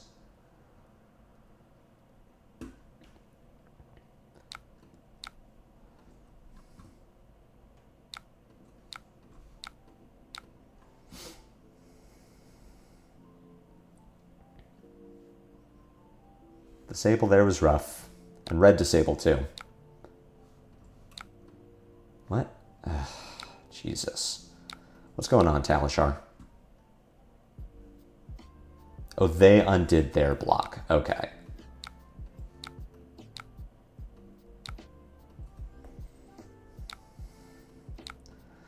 Our opponent more seismic surges is pretty bad. Also drawing Hunt the Hunter when we don't have our vest anymore is pretty bad. But we still get to threaten 5 more damage. We'll Arsenal Hunt the Hunter. See what our opponent does. What do you think about those Cinderless on 8 D-Reacts in Furnace? I honestly don't understand. Is it just for Prism? Like, I didn't think Prism was that much of a problem.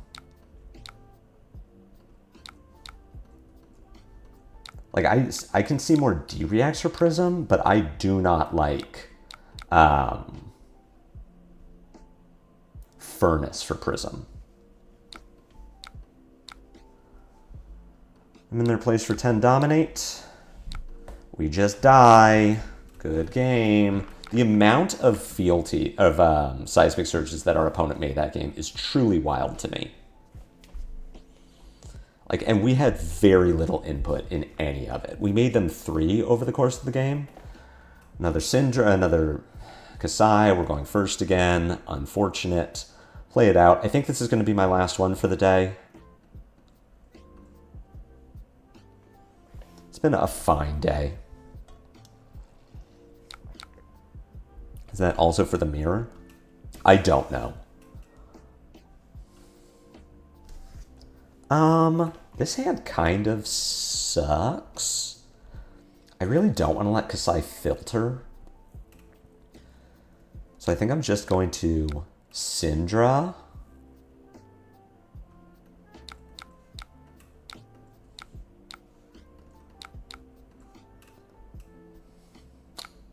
This hand's pretty good.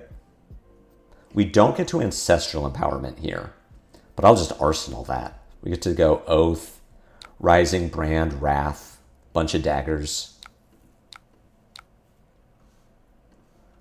Give you Flight Path here. Fine Day. We're not playing Fi. We're playing Cindra. I don't think I want D-Reacts even in the mirror, though, is the thing. Like, D-Reacts, I very rarely want to block in the mirror. If I'm blocking in the mirror, something terrible has happened.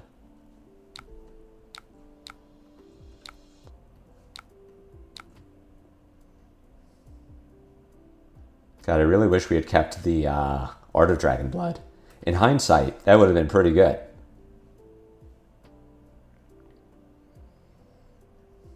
In hindsight, Dragonblood working with Brand here would have been pretty solid. That's fine. I am not trying to flick. I'm not really looking to threaten Mask this turn. I'm just looking to get a bunch of damage with Wrath and then Arsenal this Ancestral Empowerment. And I am going to break my Flight Path to just get another Kunai in. So my follow-up, the rest of this turn is going to be Kunai, Kunai, Flick, Flight Path, Kunai, Rebuy, End. So end my turn with a Kunai and Ancestral in Arsenal.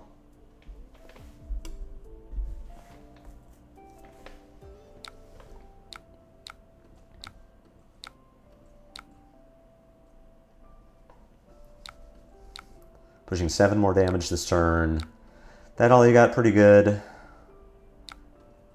I don't mind not playing around that. I don't think I'm supposed to. Not that, I mean, how am I going to play around it? Not playing Wrath? That all you got just happens to be a very good card. And something that Kasai can play very well. Alright, so I don't get my last attack, but thankfully, I still have my boots. Wasn't as big a turn as we were looking for, but it was fine. Because I happened to draw very well to stop what I was doing. I'll just take 8 here, like as I get some coins. This card seems so bad. Oh, you draw, okay. That's why they play it, so they can turn on their hero ability. Surprised they didn't Kabuto the Wrath. Yeah, I would have thought so. This is interesting. If I had Fealty to turn on Dragonblood, that would be pretty good. The question is, what am I pitching? Because I can pitch, I think I'm pitching Dragonblood to Kunai. As I would like to be able to throw dagger as well.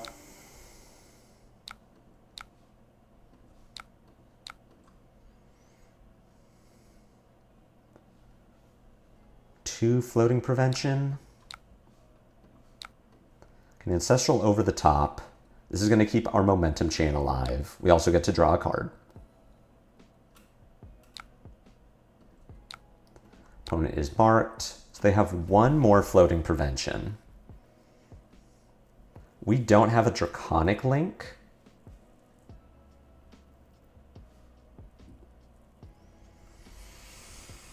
This is an interesting hand.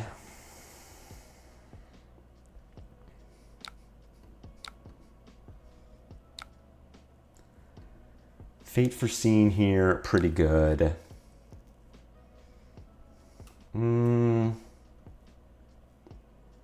Thinking about how I'm supposed to navigate the rest of this turn. That Shelter from the Storm was extremely bad for us.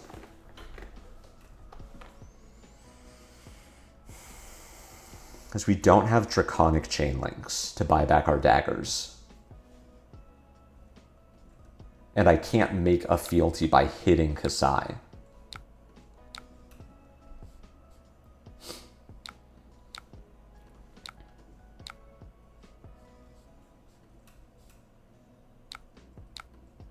I'm just going to go down to 0 daggers and hope it works out.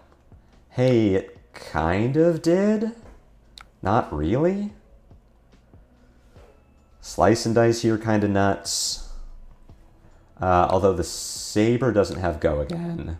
We can just take 3 from this. Like, I don't want to give this go again. How am I playing the rest of my turn? It's like all right. Blood follows blade. Jesus, we're getting our ass kicked here. I guess that, I mean, I suppose this is a bad matchup for us. We did go first, which doesn't help. How am I playing this turn? I need to kill this thing? I think we're just taking the damage to play out this hand. This throw dagger in Arsenal is very bad for us. Oh my god, you still have the action point? All right.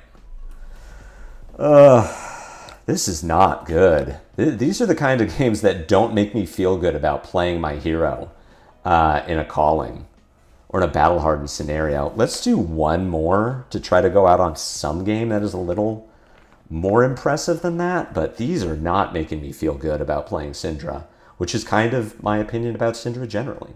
That's why I don't want to play this hero. That's why after the battle hardened, I will be dropping Cindra.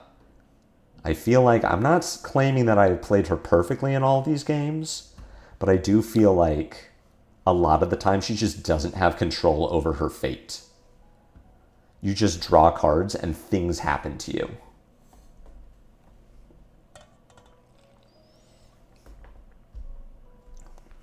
What I was saying, she doesn't have the ability to outplay her bad hands.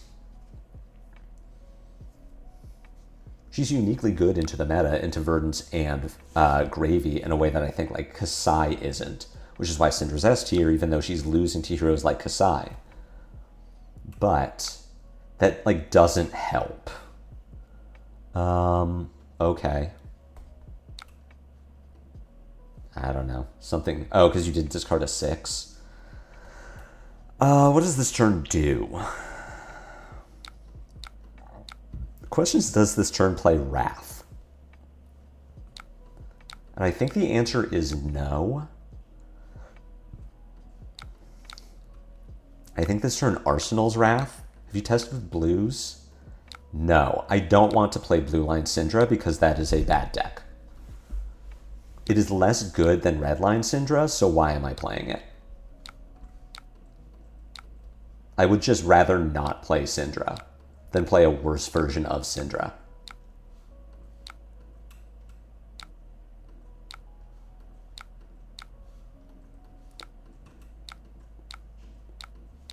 Arsenal Wrath.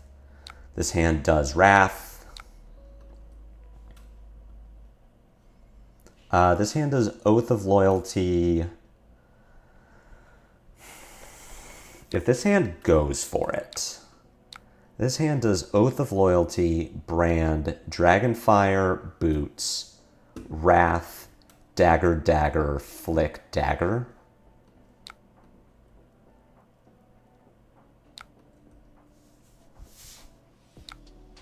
Just take all this damage from Rhinar, whatever.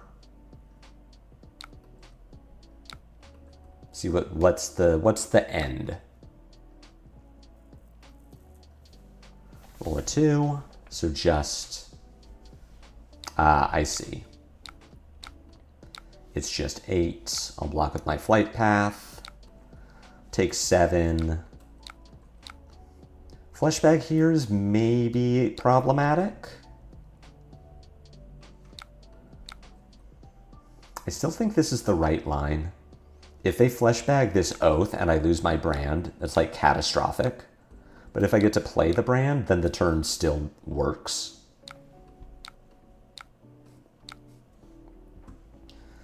We could play Fire Tenant. I think I am interested in doing Fire, though. And just pushing. This also threatens Mask of Momentum.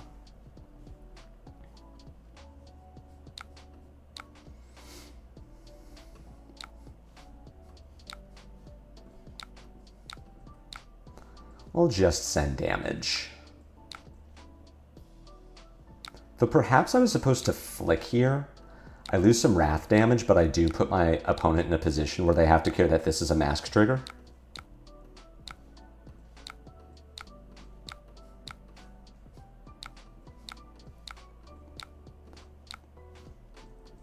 I'm not going to send the last kunai. The way my luck has been today is I just won't draw a starter. I think it has the potential to be better than Redline. I think it's just harder. You also get more opportunities to play around your bad hand. Again, I'd rather just not play Cindra. Like, I'm fine just not playing Cindra. I have no qualms about not playing Cindra.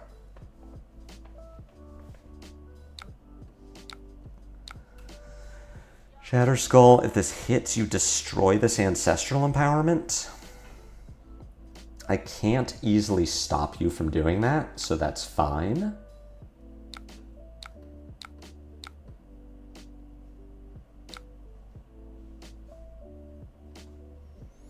If I'm playing around Flesh Bag this turn, how am I respecting the Flesh Bag? I'm sending Brand first so that I have the ability to flick Vest, buy back both daggers.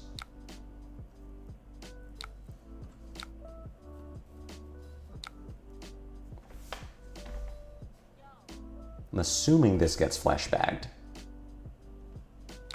Really? All right.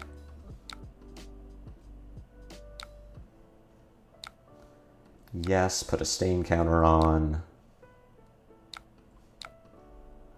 Red one time. Hey, oh, it's a fine card to put in my arsenal.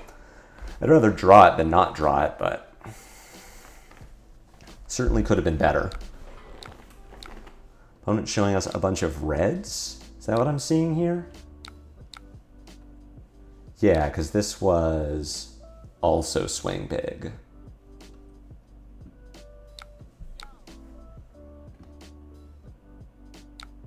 This hand sucks. That sucks. I'm just blocking 5. I could go to 4, get the shelter back, pitch shelter for dagger, cheat a resource, Demo Devil, Ancestral it. That seems fine.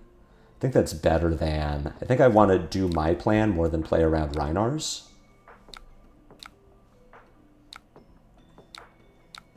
If I had kept the shelter, I would have considered differently. Losing the Demo Devil there is rough. That is the one card we didn't want to see go.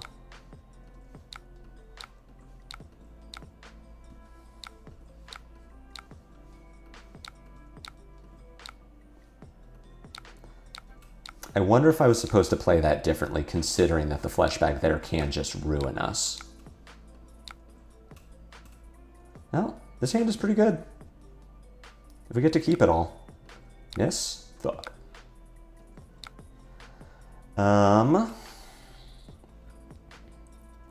I don't need to give my mask, but I will give my shelter.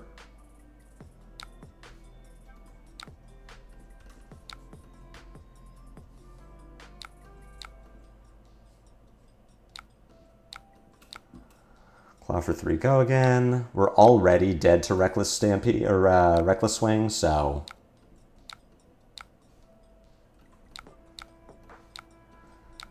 Well, Reinar drew the good hand when it mattered. Oh, don't pass.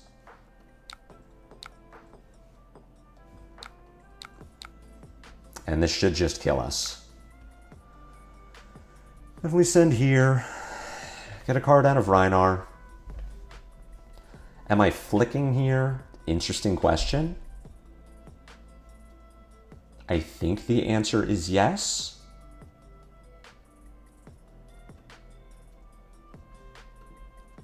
I kind of can't imagine what I would draw that needs me to have a dagger. Unless I brick and then Reinar also bricks.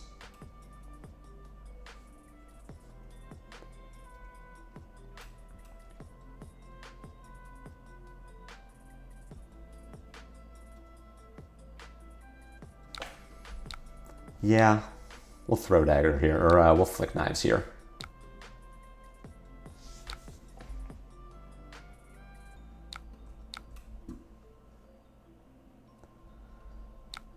This hand ain't it.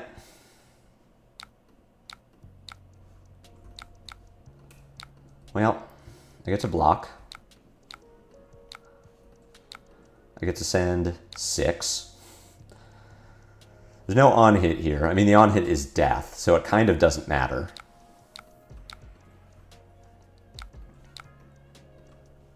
Maybe Reinar doesn't have it, you know? Dang. Bam Bam? Good lord, what are the Reinars doing?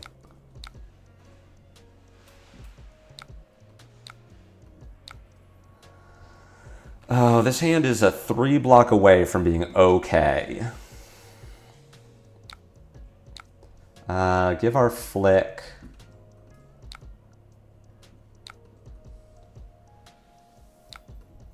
We'll get to send 8. Hope that it's enough.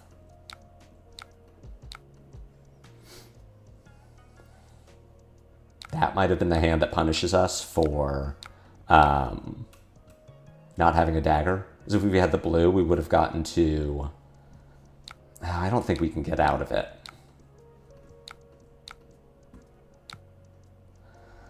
All right, we are given the gift of space. Let's see if we can do anything with it.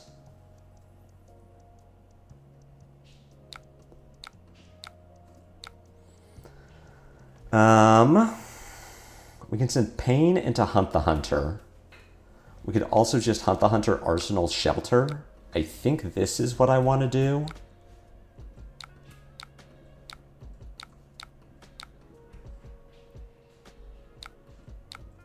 We were looking for more 2 blocks from Reinar.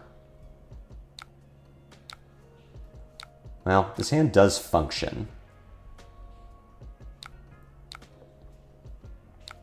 There's the Reckless Swing. All right. Good game.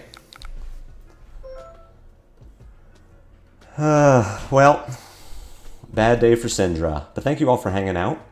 We'll just play the battle hardened, I guess. Send it as is. Definitely take a look at the deck this week. Maybe change up some cards. But felt like losing the die roll in a lot of those games certainly hurt. But for the most part, yeah, we were just not drawing into hands that gave us the ability to outplay them. And I mean, that is just the matchup. That is the nature of Cindra. That's why I don't particularly like playing the deck and why I won't be playing it after this weekend, next weekend. Thank you all for hanging out. Hope you had a good time. This is my last stream before heading to Philly. So if you are going to be in Philly and you see me, come up, say hi. Love to meet all of you. I'm going to be gone for probably 2 weeks, assuming I make it to Philly. And my partner makes it to Philly with me. We'll be going to DC after. I've got a few videos coming out in those 2 weeks, but for the most part, I just won't be here. So catch me again the week of the 24th. I'll be back to streaming. Can let you all know how my trip went. Thank you all for hanging out. Really appreciate you all being here. Good luck in your travels if you are flying to Philly as well. Good luck in the tournament, unless you play against me. And otherwise, till the next time I see you, take care.